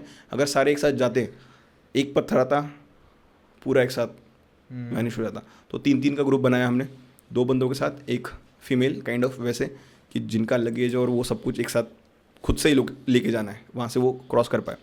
मेन नाथपा वाला जो पॉइंट है उसका सबसे मेन कंसर्न वही था कि वो दलदल था, पूरा दलदल, मतलब मान लो ये घुटने से नीचे तक जितना आता है ना, उतना पूरा दलदल वाला रास्ता है, और ऊपर से पत्थर आ रहे हैं नीचे, ऐसे में वो क्रॉस कर रहा है। तो मेनली तो हम वेट कर रहे हैं कि भाई जब तक पत्थर नहीं आए, तब तक जब तक शांत होता है माहौल, तब तक हम वो क्रॉस कर पाए, राइट। बट जैसे ही हम निकले मतलब सबसे आखिरी में मैं था, सारी टीम पहले आगे, मतलब बंदे जितने भी हो वो निकल रहे। एंड में मैं और मेरे साथ और 2 लोग थे, तो हम वो क्रॉस कर रहे थे। एंड बहुत सारे लोगों का मतलब पैर उसमें स्टक हो रहा था। मलबे के अंदर जब पैर जाता है और जब बाहर निकलता है तो शूज़ के साथ ही उखड़ के निकलता है, शूज़ उसमें रहता है। वो मेरा भी सीन ऐसा ही हुआ कि निकल रहे थे, तब शूज़ हटका, फिर भी घुसा के, और जैसे मैं देख रहा हूँ पत्थर आ रहे नीचे। एंड सडनली वो उस वक्त वो इंसिडेंट होते होते मतलब साइड से ऐसे पत्थर गए हमारे। तो it's kind of very risky. But हमारे साथ दोस्त लोग थे जिन्होंने मतलब वहाँ से मतलब कुछ लोग गए आगे, वहाँ से जो फीमेल्स थी उनके लगेजेस के लिए फिर वापस आए उठाने के लिए कि भाई इनको निकलने में दिक्कत हो रही है, तो वो लगेज तो एटलीस्ट हम उसको पहुँचा पाए वहाँ तक ऐसे। तो वो सबसे मतलब रिस्की वही पॉइंट था जो हमने वैसे क्रॉस किया थ्रू आउट, मतलब ये निकलते हुए वो क्रॉस करके हम सामने पहुँचे। एंड उसके बाद फिर सब ने जयकारा लगाया कि भाई है, सेफ़ है, ज़िंदा है। एंड वहाँ से आगे तकरीबन 1-1.5 किलोमीटर आगे चलते गए। एंड वहाँ से फिर हमको कैंपर था, एक कैंपर आया था, तो उसमें हम बैठे, पीछे बैठे, सारे लगेज डाल के हिचहाइकिंग लेते हुए हम वहाँ से आगे पहुँच गए। तो आगे हम वहाँ से तकरीबन भावनगर तक पहुँचे। भावनगर तक हमको वहाँ से वो गाड़ी ने छोड़ा। Sorry to interrupt you, but एक Yes. थॉट मेरे को आ रहा है कि जो पहाड़ हमें नॉर्मल डेज पे, जब वेदर बहुत अच्छा होता है, विंटर होते हैं, समर्स होते हैं, इतने खूबसूरत लगते हैं, शांत लगते हैं, फैसिनेट करते हैं, शांति मिलती है। वो जो मॉनसून में अपने रौद्र रूप में आते हैं भाई, हाउ डेंजरस इट बिकम्स। मतलब उन्हें देख के I remember we were coming, मैं और बंटी बाइक पे गए थे संस्कार, वहाँ से वापस आ रहे थे, तो बीच में ऐसे ऐसे पैचेस आए हैं, तुम्हें देख के डर लग जाएगा यार। मतलब तुम्हें पता है कि तुम सेफ हो, सब उतना सिचुएशन आउट ऑफ कंट्रोल नहीं है, पर तुम्हें देख के डर लग जाएगा। बादल जब फटेगा या फिर कुछ आवाज़ भी करेगा ना, और जो तुम पूरा लैंडस्केप देखोगे, वो देखने में एडवेंचरस लगता है, पर उसके पीछे जो फियर होता है, जो मतलब I can not explain it. It's very scary, it's scary and it's not a joke. Just because we are on a road और कुछ इंसिडेंट हो नहीं रहा है, इसका मतलब ये नहीं कि कुछ हो नहीं सकता है। Things can get very ugly like this. यही है, मतलब वही है कि मैं जो अभी बता रहा हूँ, ये तो बस बोलने वाली बात है। वहाँ पे जो फेस हुआ है हमारी टीम को और मुझे पर्सनली, वो अलग ही एक्सपीरियंस है। मतलब जब उड़ता हुआ पत्थर दिखता है ना सामने, राइट, तो वो ले ही जाएगा सीधा। वो फिर सेकंड चांस ही नहीं देगा आपको सोचने का क्या है, कुछ नहीं, बस जस्ट थे आप, अब नहीं हो, बस नहीं हो, ख़त्म। वो नेक्स्ट पल पे नहीं, थॉट ही नहीं है, मतलब वो थॉट ही नहीं है। एक छोटी सी गलती, इंसान वही ख़त्म हुआ है। तो उसका तो कोई सेकेंडरी ऑप्शन या फिर वो कुछ नहीं है कि भाई एक लाइफ लाइन मिल जाए, वो है ही नहीं। गेम थोड़ी चल रही है, एक life line in life. Stuck हो गए, अटक गए, एक पत्थर आ गया। मतलब एक था कि मेनली मुझे लगता है कि थ्रू आउट द जर्नी जितना भी हमने क्रॉस किया, it's luck and it's blessings जो ऊपर वाले थी, कि हमारे पे मेहरबानी थी बहुत ज़्यादा आशीर्वाद था कि जहाँ से भी हम गए, बहुत ही रिस्की, बहुत ही क्रिटिकल पॉइंट आए हैं। बहुत ही क्रिटिकल इन द सेंस कि मरते मतलब हम ऐसे जा रहे हैं, सूटकेस पे आके टप करके लगाए। मैं ऐसे जा रहा हूँ, रात में हम क्रॉसिंग कर रहे हैं, पत्थर ज़ोर से आया, सूटकेस पे लग के गया, मेरा पैर फंसा हुआ है दलदल में, और ऐसे मैंने जस्ट डॉच किया है काइंड ऑफ कि भाई वो पत्थर वो सूटकेस को लगाया, बट मेरा पैर बच गया। इस काइंड ऑफ ऐसे, इतना रात के टाइम पे पत्थर भी नहीं दिखते हैं, आ रहे नहीं आ रहे पता नहीं, बस आवाज़ आती तर, बस ऐसे, इतने में ही हो गया, वो बच गया। अगर वो भी नहीं होता तो फिर एक तो यहाँ लगता, नहीं तो पैर पे लगता, कहीं तो काम ही हो जाता मेरा फिर।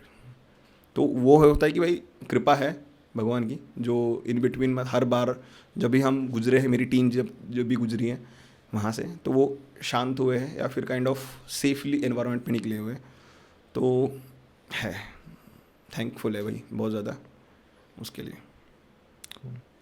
फिर क्या हुआ? फिर उसके बाद हमने उतारंडा वाला ट्रैक कर दिया, और बहुत ही मतलब एडवेंचरस ट्रैक रहा हमारा, और बंदे भी खुश हो गए। मतलब काइंड ऑफ पूरे ट्रिप में एक चीज़ की कमी थी, हमने ट्रैक नहीं किया था, और वो ट्रैक करके हमने इंकरेज किया बंदों को कि यार हमने जो नहीं किया वो भी हो गया। इस काइंड ऑफ मतलब जैसे हम बोलते हैं कि चंद्रतान के लिए एक छोटा सा ट्रेल है, उसके लिए भी आपको चलना पड़ेगा काइंड ऑफ। तो ये इस काइंड ऑफ हमने एक काइंड ऑफ उसको एज एन एडवांटेज के लिए कि यार हमने कुछ छोड़ा नहीं, हमने सब कर लिया। हमने टेरेन क्रॉस किए, हमने अल्टीट्यूड गेन किए, 15,000 फीट तक पहुँचे, वहाँ से आए, लैंडस्केप देखे, एनवायरनमेंट देखे, स्लाइडिंग देखी, सब कुछ देखी, हमने ट्रैक भी कंप्लीट किया। तो वो जब ट्रैक करने के बाद जो खुशी होती है वो हमने सारे मिल के मतलब पूरा ग्रुप कडल करके हमने वो चीयर अप की यार हमने चलो हमने ये पैच भी हमने क्लियर कर दिया। मेन पैच था मतलब निगुलसरी वाला जो पैच था ऊपर वाला वो क्लियर करना वो सबसे इम्पोर्टेंट था, वो हमने किया। वी चीयर ऑल, हमने ग्रुप हक किया कि भाई yes done for the day, जितना एडवेंचर करना था कर लिया, हम पहुंच गए, हम यहाँ से गाड़ी में बैठ के हम निकलना है। तो उसके लिए फिर हमने गाड़ी बुलाई और तभी मुझे कॉल आता है कि आगे जो अपना झाकड़ी है जो पॉइंट है वहाँ पे स्लाइडिंग हो चुकी है और वो रास्ता बंद है। मतलब हम सोच ही रहे थे कि भाई चलो अब जितनी दुख दर्द कष्ट पीड़ा थी वो सारी ख़त्म हुई है, उड़ता तीर आ गया। और उसमें वही था कि यार स्लाइडिंग हो चुकी है, पूरा रास्ता जो था कट वाला वो पूरा रास्ते पे पूरे पत्थर आ चुके हैं, तो आप जा नहीं सकते, व्हीकल्स के लिए तो है ही नहीं वो। तो मैंने वहाँ पे अथॉरिटी से बात की तो उन्होंने बोला कि अगर आप चाहो तो एक साइड पॉइंट है वहाँ से आप चल के जा सकते हो अगर बहुत ही ज़्यादा इमरजेंसी है तो मैंने और मेरी टीम ने एक तो डिसीजन यही लिया था कि जितना जल्दी हो सके ये सारे डिज़ास्टर प्रोन जितने भी एरियाज़ हैं मतलब जहाँ पे स्लाइडिंग हो रही है, मतलब ये पूरा हिमाचल काइंड ऑफ हिमाचल छोड़ देना है भाई जल्दी से जल्दी, क्योंकि बहुत रिस्की है। अगले मतलब 2-3 दिनों की एडवाइजरी आई थी कि हेवी रेनफॉल हो रहा है, रेड अलर्ट आया था, ऑरेंज अलर्ट आया था कि भाई अभी यहाँ पे रुकना सेफ़ नहीं है। तो मेरी टीम ने और सबने डिसीजन ये लिया कि भाई निकलते यहाँ से जितना हो सके उतने, जितने भी हमारे गेस्ट थे जितने भी ट्रैवलर्स थे उनका मेन कंसर्न यही था कि चलो निकलते थे, जितना आगे पहुँच पाए उतना आगे पहुँच लेंगे, भले देखी जाएगी। तो हम रात के तकरीबन 8:30-9 बजे के आसपास हम झाकड़ी पहुँचे जो स्लाइडिंग पॉइंट है वहाँ पे। एंड फिर वहाँ से हमने देखा कि यार थोड़ा सा क्रिटिकल है बट विल डू इट, इतना सब कुछ कर लिया है, विल ये भी पार कर देंगे, ये पार करने के बाद तो कुछ नहीं है, ये तो निकाल लेंगे हम। तो वैसे ही हुआ, हम वो मतलब रात का टाइम था और बहुत ही क्रूशियल टाइम था और वहाँ पे ही हमारा वो इंसिडेंट हुआ कि बैग्स लेके हम जा रहे हैं एंड पत्थर नीचे आ गए उसी वक्त। और टीम तो निकल गई होगी, मेरे मतलब मैं जिस बैग को होल्ड कर रहा था उस बैग को लग गया थोड़ा और मैं तो सेफ रहा काइंड ऑफ। फिर उसके बाद टीम वीम सब कुछ निकाल के हम वो रास्ता क्रॉस करके आगे वेट कर रहे थे। तब तक एक HRTC की बस वहाँ पे खड़ी थी, तो हमने उससे अप्रोच किया कि आप अगर आगे है तो फिर ठीक है। फिर वहाँ से हम उसमें सारी पूरी टीम को उसमें बिठा दिया, राइट। एंड वहाँ से हम आगे रामपुर तक गए। रामपुर से फिर उसी बस में उन्होंने बोला कि कंटिन्यू हम जा रहे हैं आगे तक, वो चंडीगढ़ शिमला या फिर चंडीगढ़ आप जहाँ मर्जी वहाँ पे ले जाएगी। तो हमने उनसे बात कर दी, फिर उन्होंने हमको वहाँ से फिर थ्रू आउट नाइट ट्रैवल करना चालू कर दिया हमने। एंड जैसे हम किंगल पहुँचते हैं, मतलब मान लो ये रामपुर से भी आगे, रामपुर से आगे सेंज होते हुए उसके भी ऊपर जाता है, किंगल एक पॉइंट आता है। किंगल से आगे हमने डिनर के लिए रुका और वहाँ से जैसे ही आगे बढ़ रहे हैं हमको न्यूज़ आती है कि आगे पूरा विलेज दब गया है, एक पूरा विलेज गिर गया है। क्योंकि अभी थोड़ी देर पहले उस विलेज से कुछ लोगों की कॉल आया था कि यहाँ पे पूरी बहुत बड़ी लैंडस्लाइड हुई है, इसके आगे रास्ता ही नहीं बचा, और उसके बाद वो पूरी विलेज की लाइट ही कट ऑफ हो गई। तो वहाँ के लोग ये बोल रहे थे कि पूरा विलेज ही दब गया है काइंड ऑफ। तो हमको कुछ न्यूज़ ही नहीं, और जिनको कॉल करा था उनका कॉल नहीं लग रहा है, कुछ नहीं हो रहा है, इट्स काइंड ऑफ पूरा टोटल कट आउट, कुछ पता ही नहीं चला कि क्या हो रहा है क्या नहीं है। रात का टाइम था, तकरीबन मान लो ये रात के 1:30 बज रहे होंगे। अरे बाप रे, ना कुछ सिग्नल्स, ना कुछ चल रहा है, ना कुछ है। हमारे पास कोई ऑप्शन ही नहीं था कि क्या करना है, अभी इस पर रिलाई करना है। कुछ लोग बोल रहे ऊपर अगले रास्ते मत जाना, आगे पूरा विलेज नीचे आ गया, रास्ता ही नहीं है, सब कुछ बंद है, वो है। तो बस वाले ने बोला कि अब यहीं रुक जाओ, रात को जाना इट्स नॉट अ थिंग, मतलब आगे जा सकते नहीं जा सकते। तो फिर मैंने ऊपर जो हमारे कुमार सेन के आगे ऊपर जो हमारे वहाँ पे जो इससे पहले भी हम जिसके पास जाते थे उनका नंबर था मेरे पास, तो उनको कॉल करके पूछा कि क्या है क्या नहीं। वो बोले कि रास्ते पे यहाँ पे स्लाइडिंग तो हो चुकी है, बट आप इसके ऊपर यहाँ पॉइंट तक तो आप आ सकते हो, तो उसके आगे देखी जाएगी, बट वहाँ तक आ सकते हो। तो मैंने ड्राइवर से कन्वे किया कि ये चीज़ें हैं, तो उन्होंने भी यही बताया कि वहाँ से हम जा सकते हैं, आगे कंटिन्यू कर सकते हैं वो सारी चीज़ें। तो हाँ, ड्राइवर टुक अ डिसीजन कि आगे हम वहाँ से आगे तक पहुँच जाएंगे, जो स्लाइडिंग पॉइंट है वहाँ तक चले जाएंगे, फिर वहाँ से आगे दूसरी बस का इंतज़ाम कर देंगे, फिर वहाँ से आगे आप उससे कंटिन्यू कर लेना उस हिसाब से। तो फिर हम सब ने बैठे गाड़ी में और वहाँ से आगे जाते जाते हुई है कि स्लाइडिंग पॉइंट करते इन बिटवीन हमको गाड़ी पे भी महसूस हो रहा है कि पत्थर बज रहे हैं गाड़ी को। रात के टाइम पे ना हमको दिख रहा है ना कुछ, पत्थर लग रहे हैं, कुछ ना कुछ हो रहा है। रिस्क भाई, तुम्हें नहीं पता कि कब क्या कहाँ कब से कुछ क्या नहीं, होगा। पत्थर आपको बता के नहीं आता कि भाई मैं आ रहा हूँ, मैं कर रहा हूँ, वो आएगा सीधा लेके चला जाएगा सब कुछ। बस ये था हमारे साथ, मतलब वही बोला ना कि एक लक और एक आशीर्वाद था जिसका भी था, प्रोटेक्शन।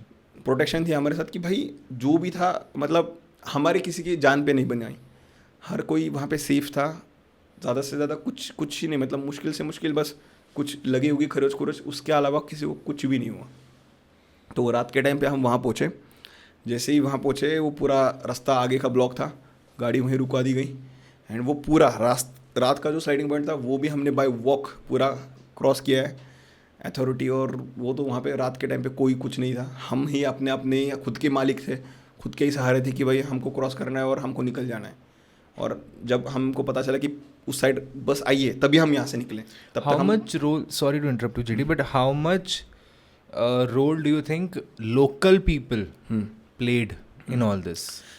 बहुत ज़्यादा, क्योंकि लोकल लोगों को प्रॉपर नॉलेज होती है about the region, about the terrain, about the ये। और अगर कुछ होता भी है, अगर कुछ इंसिडेंट हैपन भी होता है तो लोकल लोग सबसे पहले आगे आते हैं कि यार हम हैं आपकी हेल्प करने के लिए, रीच आउट करने के लिए। तो लोकल लोगों का नेटवर्किंग, लोकल लोगों के कॉन्टैक्ट्स बहुत मैटर करते हैं थ्रू आउट। इसलिए मैं हमेशा जहाँ भी जाता हूँ लोकल लोग कॉन्टैक्ट आपके हमेशा होने ही चाहिए। जहाँ पे भी जाते हो वहाँ पे कुछ ना कुछ आपके कॉन्टैक्ट हो जहाँ से आपको इनपुट आए। अगर कुछ भी होता है, इफ सडन अगर आपको कहीं भी रात को 1-1:30 बजे 2-3 बजे आपको स्टे भी चाहिए होंगे तो लोकल लोगों के कॉन्टैक्ट बहुत मैटर करते हैं। वो आपको पता है कि यहाँ नहीं यहाँ जाओ, यहाँ आपको इस हिसाब से मिलेगा, वहाँ आपको इस हिसाब से मिलेगा। और सेफ्टी वाइज भी उनके एडवाइस काइंड ऑफ बहुत ही रिलायबल होती है, रादर दैन कोई भी बोले कि भाई मुझे पता है मैं करता हूँ, रहने दे भाई।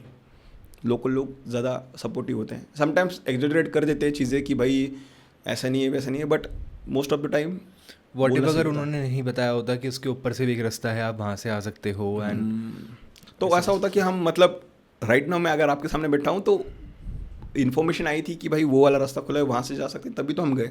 वरना तो हम ऐसा था कि अभी भी हम वहीं पे बैठे हुए थे, अभी तक वेट ही कर रहे थे, अभी तक रास्ता नहीं खुला है। मतलब एक हफ्ता हो गया वो रास्ता बंद हुए हुए, अभी तक रास्ता नहीं खुला है वो। तो अभी तक हम वहीं पे बैठे रहते कि इंतज़ार में कि कब खुलेगा। बट माई टीम जितने भी लोग थे, ट्रैवलर्स थे, उन्होंने टुक अ डिसीजन की म्यूचुअली कि यार हम निकलना ही है, अब जो भी होगा हम देख लेंगे, हम साथ में चल लेंगे। So that bold decision took us here safely. जो भी है उन्होंने मतलब काइंड ऑफ मुझसे ज़्यादा उनका बोल्ड डिसीजन था कि उन्होंने ये डिसीजन लिया कि हम यहाँ से निकलेंगे, अब हो गया। वो मुझसे झगड़ भी रहे थे, क्यों बोल रहे हो तुम ऐसा है कि हम नहीं पहुँच पाएंगे, मतलब काइंड ऑफ ऐसा था कि इंसिडेंट बहुत ज़्यादा हो गए थे, पत्थर वत्थर लगे थे, ये सारी चीज़ें। तो मैंने उनको बोला भी कि रिस्की है, जाना है नहीं है। वो बोले कि हम जाएंगे, जो भी होगा हम साथ में देख लेंगे। तो दैट डिसीजन लीड्स टूवर्ड्स ये।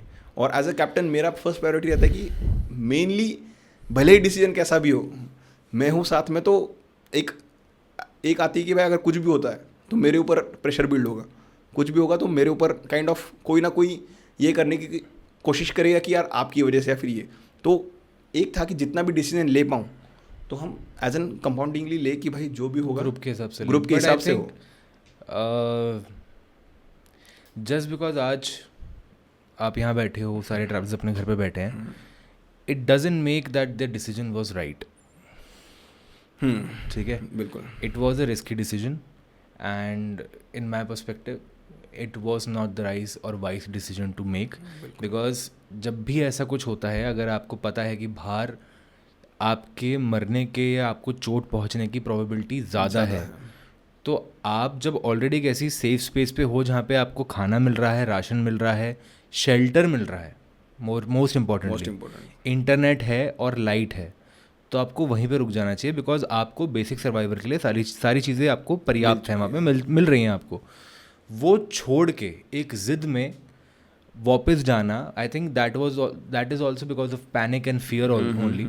दैट इज़ ओके, वो दैट इज़ नेचुरल। बट अगर कुछ भी हो जाता किसी को भी, तो आज इररिस्पेक्टिव ऑफ कि अगर 12 लोग गए थे उनमें से 11 या 10 घर पे बैठे होते और 2 जो चले गए, उसका कुछ भरपाई नहीं होती। बिल्कुल ठीक है, तो ये सीन है। तो आई डोंट थिंक कि it was a wise decision. मैं तेरे को नहीं कह रहा, बट आई पर्सनली फील कि अगर कुछ भी ऊपर नीचे होता तो it would have not been the wisest decision in that moment. Definitely, मतलब हर किसी को अगर पूछा जाए कि यार क्या था वो, तो ऐसा था कि यार वो हो गया। Again I think luck and grace बहुत ही ज़्यादा, ऊपर वाले की मेहरबानी, ऊपर वाले का जितना भी था शुक्राना बहुत ज़्यादा।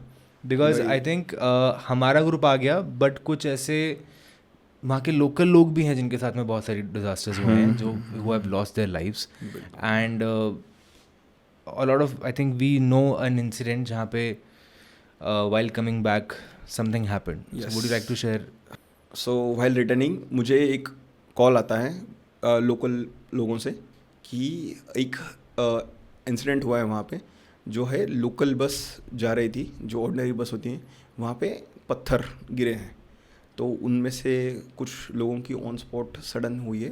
तो वो जो जानना चाहते हैं कि थ्रू आउट द जर्नी कुछ आपके तो ट्रैवलर्स या फिर कुछ वो नहीं था काइंड ऑफ, वो नोटिफाई करने के लिए उन्होंने मुझे कॉल किया था।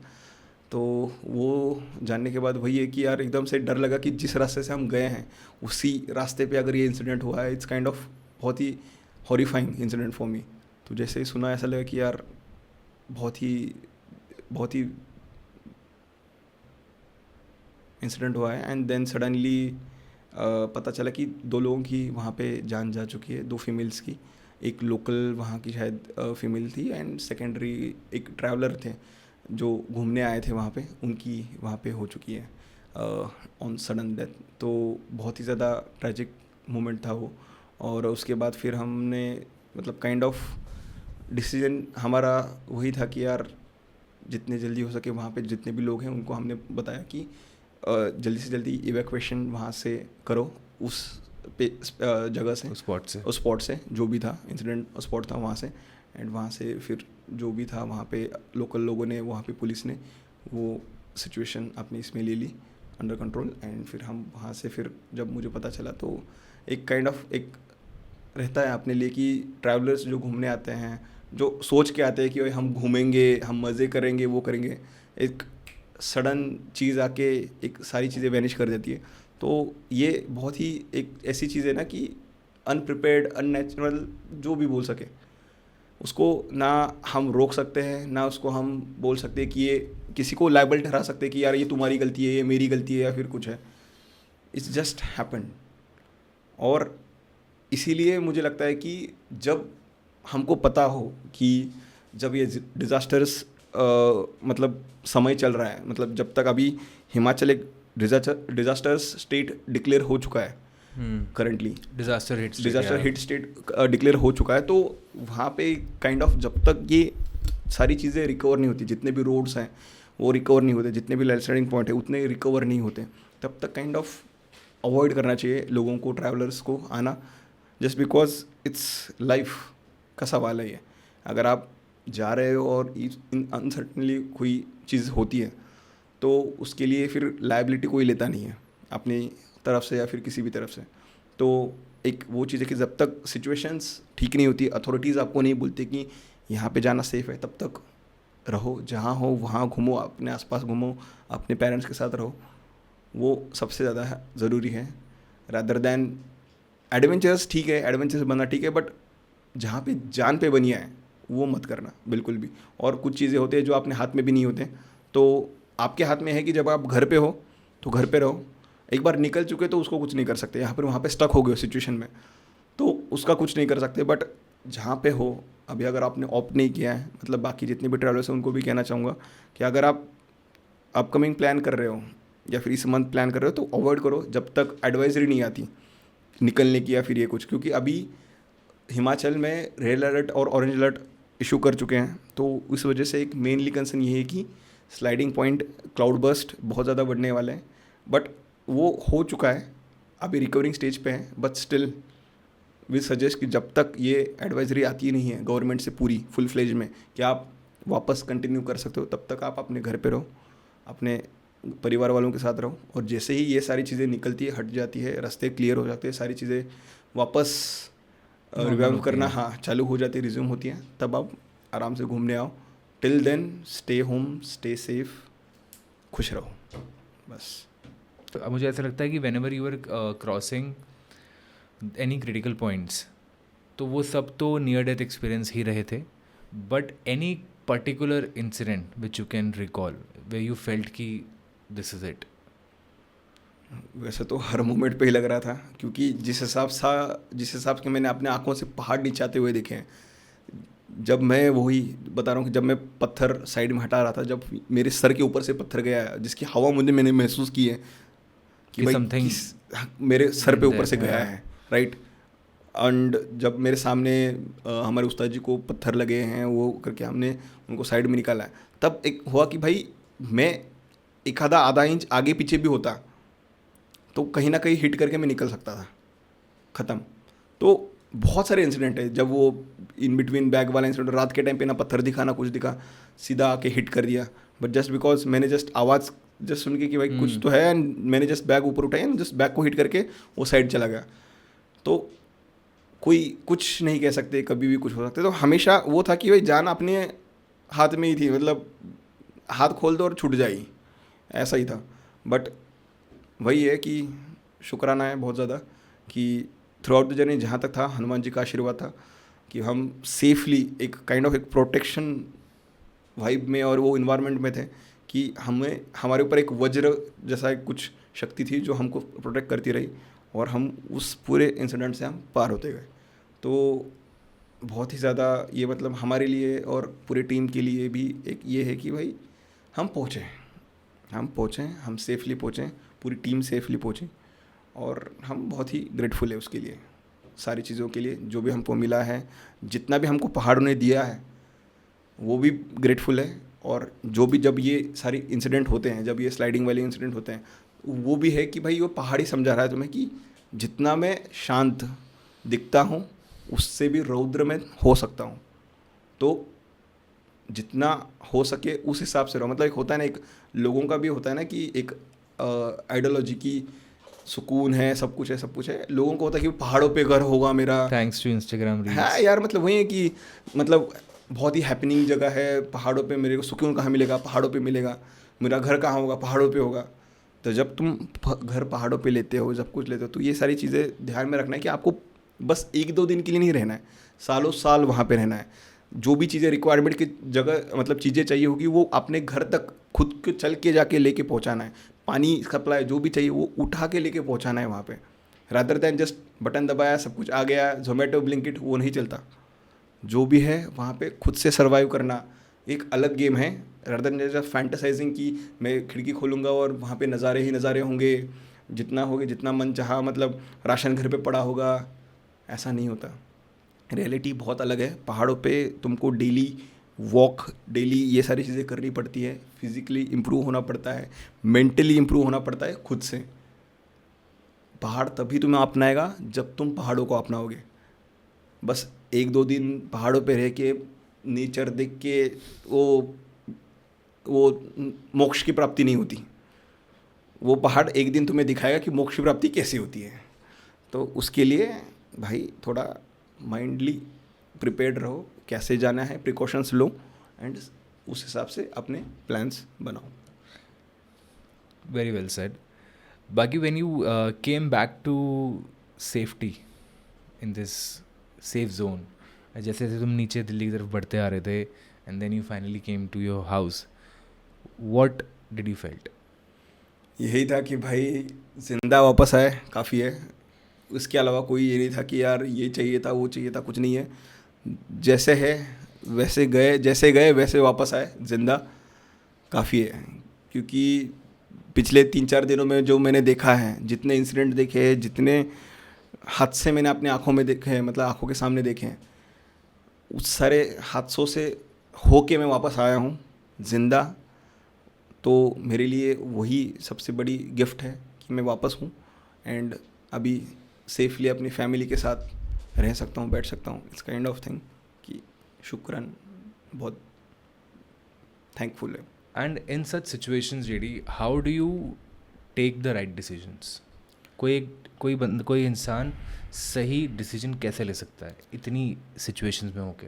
इतनी सारे सिचुएशंस में मेनली यही है कि आपको ऑब्जर्वेशंस अच्छे होने चाहिए। सबसे इंपॉर्टेंट चीज़ है ऑब्जर्वेशंस। जितना आप आपके सराउंडिंग को जानते हो, जितना आपको उस टेरेन को जानते हो, उतना आपके डिसीजन मेकिंग में आपको फ़ायदा मिलता है कि आपको पता है अगर उस पहाड़ पे जा रहे हो तो पहाड़ का स्ट्रक्चर क्या है, वो पहाड़ की मिट्टी क्या है, वो गीली मिट्टी है, वो फिसलने वाली मिट्टी है। तो आपको पता होना चाहिए कि कौन से पॉइंट है। अभी जो स्पीति और किन्नौर रीजन वाला एरिया है, लोग क्या कहते हैं बस मानसून में ही ये गिरता है, वो होता है मानसून। ऐसा नहीं है, क्योंकि ये पहाड़ मिट्टी वाले पहाड़ है। कुछ जगह पे पत्थर है, बट अगर ताबों से ऊपर जाओ तो वो पूरी मिट्टी वाले पहाड़ है। पत्थर बहुत कम है, ग्राफाइट ज़्यादा है उसमें, वो सारी चीज़ें है उसमें। तो जो किन्नर वाला रीजन है वहाँ पे पत्थर है, वो सारी चीज़ें। बारिश में हेवी रेंस के टाइम पे वहाँ पे जितना मतलब बारिश गिरेगी उतने पत्थर नीचे आएंगे, राइट। और ये जब होता है और उसके बाद ये मिट्टी सूख जाती है, जब मतलब समझो हेवी रेन हो गई, ये पूरा सब कुछ हो गया, हेवी रेन हो गई, उसके बाद आती है धूप, और धूप उसके ऊपर जैसे गिरती है वो जो गीली मिट्टी है ना वो सूख जाती है, और उसका जो जहाँ पे क्रैम्प्स बने हुए ना वो पूरा मलबा नीचे आ जाता है। तो ये लोगों को पता नहीं होता, उनको लगता है कि भाई पहाड़ में अगर बारिश भी ख़त्म हो गई तो सेफ़ है। ऐसा नहीं है, जैसे ही मिट्टी बारिश जैसे ख़त्म हो जाती है, धूप गिरती है उस पर, सूखी हुई मिट्टी क्रैम्प्स छोटे छोटे ऐसे क्रैक बनाती है और उससे शैलो पाथ बनता है, और वहाँ से पत्थर की जगह पूरा पहाड़ी नीचे आ जाता है। और यही सेम इंसिडेंट होता उस दिन निगुलसरी में, जिस दिन धूप निकली थी, सब कुछ ठीक था और पूरा बस वो पूरा पाथ ही दब गया और पूरा रोड ही दब गया उस चक्कर में। तो ये चीज़ें भी ध्यान रखना है कि जिस टेरेन में जा रहे हो उस टेरेन की पूरी नॉलेज हो, आपको पता होना चाहिए कि कौन कौन से पॉइंट है जो रिस्की पॉइंट हैं, कहाँ से आपको अल्टरनेटिव रूट्स निकलते हैं, कहाँ से आपकी लोकल अथॉरिटी, जहाँ पे मतलब BRO हो गई जो वहाँ पे रास्ते का, और किन्नौर पुलिस हो गई जो वहाँ का रोड का कंस्ट्रक्शंस और वो रिकन्स्ट्रक्शन देख रही है, राइट। लोकल अथॉरिटी वहाँ की जो पुलिस है उनके कॉन्टैक्ट में होने चाहिए आप। जितना आपका लोकल टच रहेगा, जितना आपके वहाँ का बेस स्ट्रॉन्ग रहेगा, उतना उस सारी इंसिडेंट से, जितने भी क्योटिक सिचुएशन वहाँ से जल्दी निकलने का आपका एस्केप पॉइंट रहेगा। तो मेनली वही है कि आपकी अथॉरिटीज़ के साथ अच्छी से बने, वहाँ के लोकल बंदों के साथ अच्छी से बने, तुम्हारे टेरेन के मामले में आपको अच्छा सा नॉलेज हो, और हमेशा प्लान भी रखो। अगर आप निकल रहे हो तो हमेशा आपका बैकअप प्लान रखो। इफ़ इन केस अगर ये नहीं फॉलो आउट होता तो उसके बाद मेरा POA ये होगा, प्लान ऑफ एक्शन मेरा नेक्स्ट ये होगा।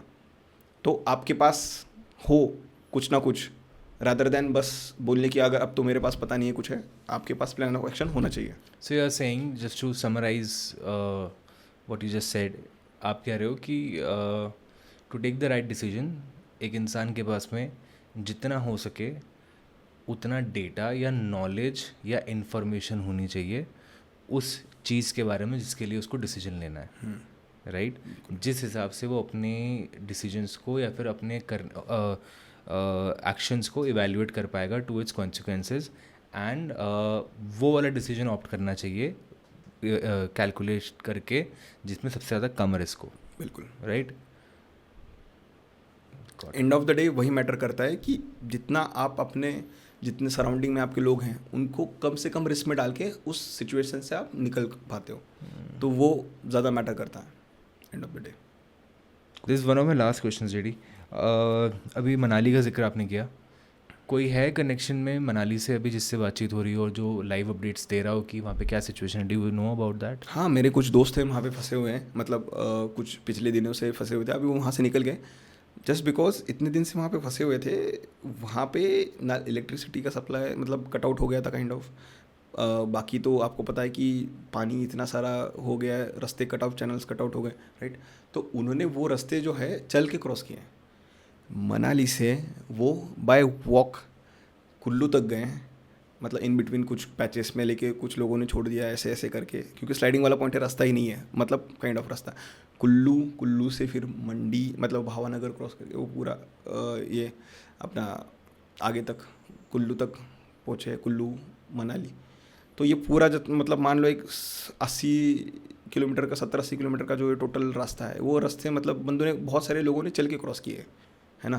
तो ये एक चीज़ है कि जब ऐसे डिज़ास्टर्स चीज़ें होती है और जब बोलते हैं पॉलिटिशियंस बहुत सारे आके बोलते हैं कि ये कर देंगे वो कर देंगे, डेवलपमेंट होगी वो होगी, बट उसका ये भी ध्यान रखो कि नेचर किसके आगे नहीं झुकता। नेचर बोलता है कि मेरे रास्ते में जो आएगा मैं उसको काट के चला जाऊँगा। जब तक तुम ये सारी चीज़ें मतलब डेवलपमेंट के नाम पे, अथॉरिटी के नाम पे जो जो कर रहे बैठे हो, वो एक साइड पे दब जाएगा जब नेचर अपनी पे आ जाएगा।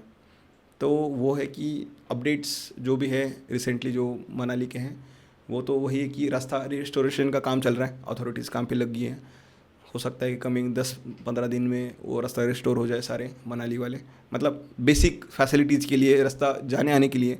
बाकी वो तो जो लॉस्ट हुआ है, तकरीबन माना जा रहा है कि 3,500 करोड़ का लॉस हुआ है रोड इंफ्रास्ट्रक्चर का और लाइफ का, बहुतों के मतलब मान लो तकरीबन 600 से ज़्यादा लोगों की घर डूब गए हैं पानी में, मतलब 600 से ज़्यादा रोड कॉम्प्लेक्स जो भी है उनका नुकसान हो चुका है, और बहुत ही ज़्यादा मतलब डिज़ास्टरस सिचुएशन, बहुत लोगों के घर चले गए हैं, लोग गए हैं, मिसिंग है टिल नाउ।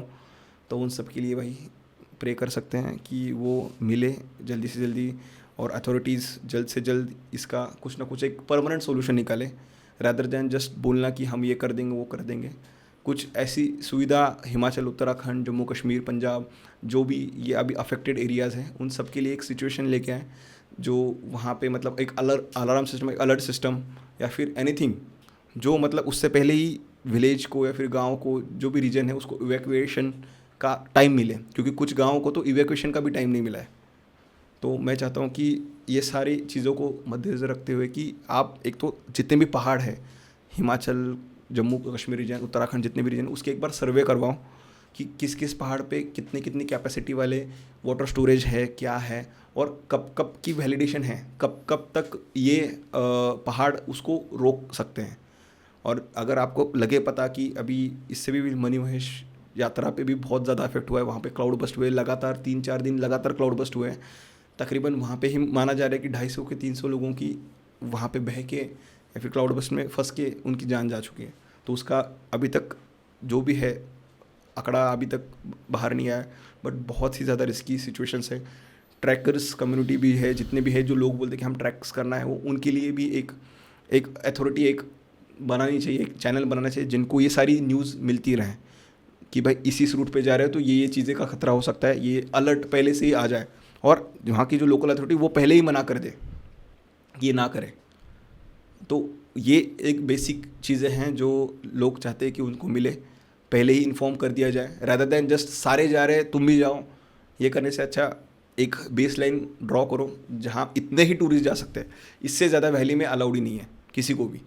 ये एक होना चाहिए कि इस साल अगर इतने टूरिस्ट आए तो इतने टूरिस्ट की ही जगह है, इससे ऊपर टूरिस्ट आए तो ऐसा है ना कि अभी टूरिज़्म बढ़ रहा है, सारी चीज़ें बूम कर रही है, तो बढ़ाओ, जितने भी हो सके होम स्टेज बढ़ाओ, जितने हो सके उतना होटल्स बनाओ, जितना हो सके उतना बनाओ, बोझ डालो उस पर, जितना बोझ डालोगे उतना वो धंसता जाएगा, जितना धंसता जाएगा उतना विनाश होता जाएगा। तो एक पर्टिकुलर ये रखो कि इतने से इससे ज़्यादा नहीं हो पाएगा, अभी जितने बने उतने ही रखो। जब तक ये सिचुएशन सारी सर्वे नहीं हो पाती, सब कुछ नहीं हो पाती, तब तक कोई एक्स्ट्रा घर या फिर कोई एक्स्ट्रा वहाँ पे डेवलपमेंट नहीं होगी।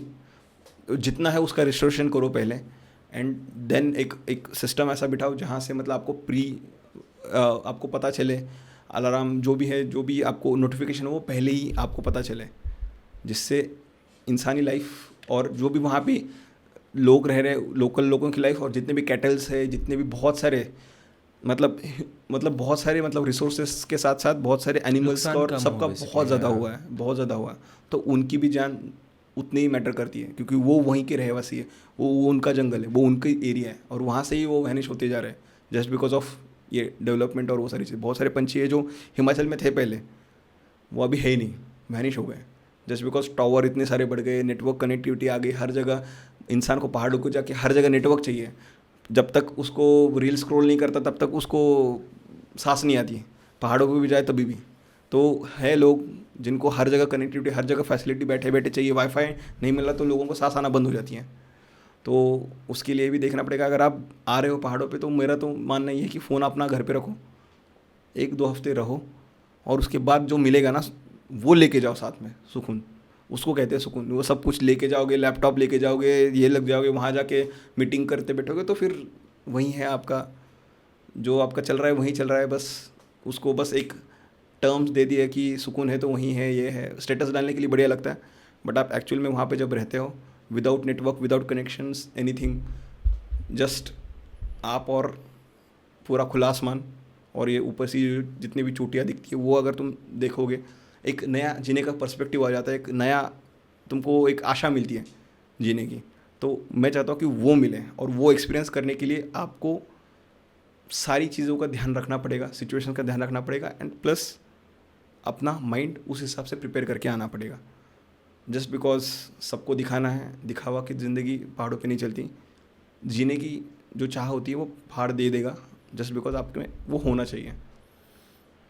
यू आर अ पर्सन जिसने बहुत ट्रैवल करा है, अगर आज की डेट पे हम लोगों से पूछें कि what kind of a life would they would want, many people would like to trade their lifes with you.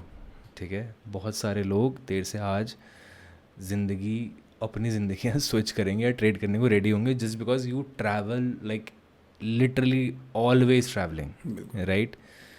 But मैं तेरे से जानना चाहता हूँ ब्रो कि now when you are living this dream, Instagram का जो ड्रीम क्रिएट कर दिया इंस्टाग्राम ने लोगों के दिमाग में, now when you are living that dream, so how that dream is different from the reality. So basically my question is, real life में और रियल लाइफ में क्या डिफरेंस है? Please tell to the audience as per your experience.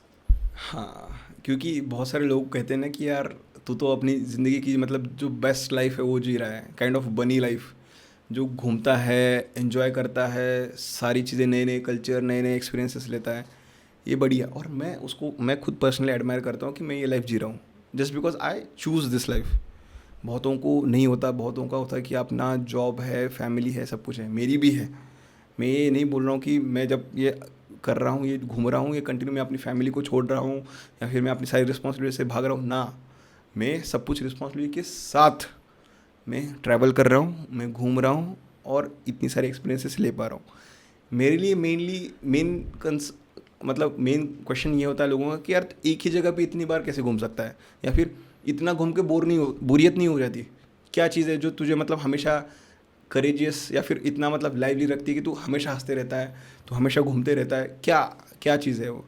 तो मुझे लगता है कि वो लोग हैं जो मेरे साथ जुड़ते हैं. क्योंकि जगह तो मैं सेम ही, जैसे मोस्ट ऑफली स्पीति ले लो, Spiti is kind of my home, मेरा दूसरा घर है वो स्पीति. इतनी बार कर चुका हूँ मैं उसके. तो वो मेरे लिए बार बार मुझे इसलिए हैपनिंग लगता है कि वहाँ के तो जितने लोकल लोग हैं, जितने वो हर कोई मुझे जानता है, मैं उनको जानता हूँ, एक पर्सनल टच है उनके साथ, मैं उनको अपना मानता हूँ, वो मुझे अपना मानते हैं. और वहाँ जब भी जाता हूँ कि वो एक इस काइंड ऑफ मेरा प्यार करने का तरीका इट्स नहीं कि भाई हाय हेलो, मैं सीधे गले लग जाता हूँ. मेरा वही है कि मेरा love language is like hug, cuddle. जो भी आता है भाई सीधा गले लग जाता है. तो वो अपनापन सा फील होता है उनके साथ. और जितने भी ट्रैवलर्स, जितने भी मतलब मेरे साथ जाते हैं, डेस्टिनेशन तो वहीं जा रहा हूँ मैं, वहीं देख रहा हूँ, वहीं नाको, वहीं ताबो, वहीं काजा, सब कुछ वहीं है. बट जब अलग अलग लोगों के साथ जाता हूँ मैं, वो मुझे अलग एक्सपीरियंस देता है. कुछ लोगों के साथ लगता है कि यार ये तो कुछ बस ऐसी ही जगह है जो यूट्यूब पे देखी थी, सब सेम ऐसी. कुछ लोगों के लिए एक्सपीरियंस अलग, तो कुछ लोग बोलते हैं कि यार ये तो बहुत ही मैजिकल है. तो उनका पर्सपेक्टिव, हर एक बंदे का अलग पर्सपेक्टिव होता है और वो पर्सपेक्टिव देखने का मौका मिलता है. मेरे साथ बहुत अलग अलग प्रोफेशन के लोग आए हैं. पुलिस हो गए, आर्मी वाले हो गए, साइंटिस्ट हो गए, अथॉरिटीज़ हो गए, इंटेलिजेंस ब्यूरो IB के लोग हो गए. इसके अलावा बहुत ही स्पेस टेक्नोलॉजीज़ में होने वाले लोग हैं. कुछ एस्ट्रोलॉजर्स हो गए. मतलब अलग मतलब जिसकी कोई मतलब पता भी नहीं है, ऐसे प्रोफेशंस अलग अलग फील्ड के लोग वहाँ पे मिले हैं मुझे, एरोनॉटिकल इंजीनियर्स एंड ऑल. तो उनसे जब इंसिडेंट सुनता हूँ कि उनकी लाइफ कैसी चल रही है और उनकी लाइफ में क्या क्या उन्होंने करा है, तब मुझे लगता है कि यार मैं तो मतलब कुछ भी नहीं करा है आज तक, जितना मतलब उन्होंने अपनी लाइफ में उखाड़ा है. और मैं बस यहीं का ही मतलब घूम रहा हूँ, ये कर रहा हूँ. तो मेरा भी एक इम्प्रोवाइजेशन ही हो रहा है. जितने लोग आ रहे हैं मेरे साथ घूमने, उनसे मैं चीज़ें लर्न कर रहा हूँ, उनसे मैं सीख रहा हूँ. तो ये मेरे लिए काइंड ऑफ एक विद्या मंदिर है, एक स्कूल, एक कॉलेज है मेरे लिए, जो घूमते घूमते मैं सीख रहा हूँ. मतलब मेरी वैसे भी मैं डिग्री नहीं हुई है, मैं वैसे भी kind of 12th pass out ही हूँ. मेरे पास ना कोई डिग्री है ना कुछ है.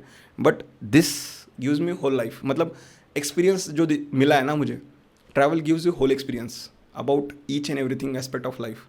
तो वो मुझे अलग अलग रीजन के लोगों के साथ, अलग अलग रिलीजन, अलग अलग कस्बा, अलग अलग थॉटफुल, मतलब जितना भी है अलग अलग माइंड्स हैं, वो सारे एक साथ मिले हैं मुझे ट्रिप्स में. और वो ही मुझे इनकरेज करता है कि मैं और घूमूं और लोगों से मिलूं. अभी ये इंडिया हो गया, नेपाल हो गया, अब मुझे वर्ल्ड टूर के लिए खुद को प्रिपेयर करना है कि मैं इसके बाद बहुत सारे देश हैं, उनका माइंड समझूं, उनका लोकल लोगों के साथ मिलूं, बैठूं, उनका कल्चर समझूं, उनका ज़िंदगी जीने का एस्पेक्ट जो है वो मैं एसेंस अपने में ले आऊँ.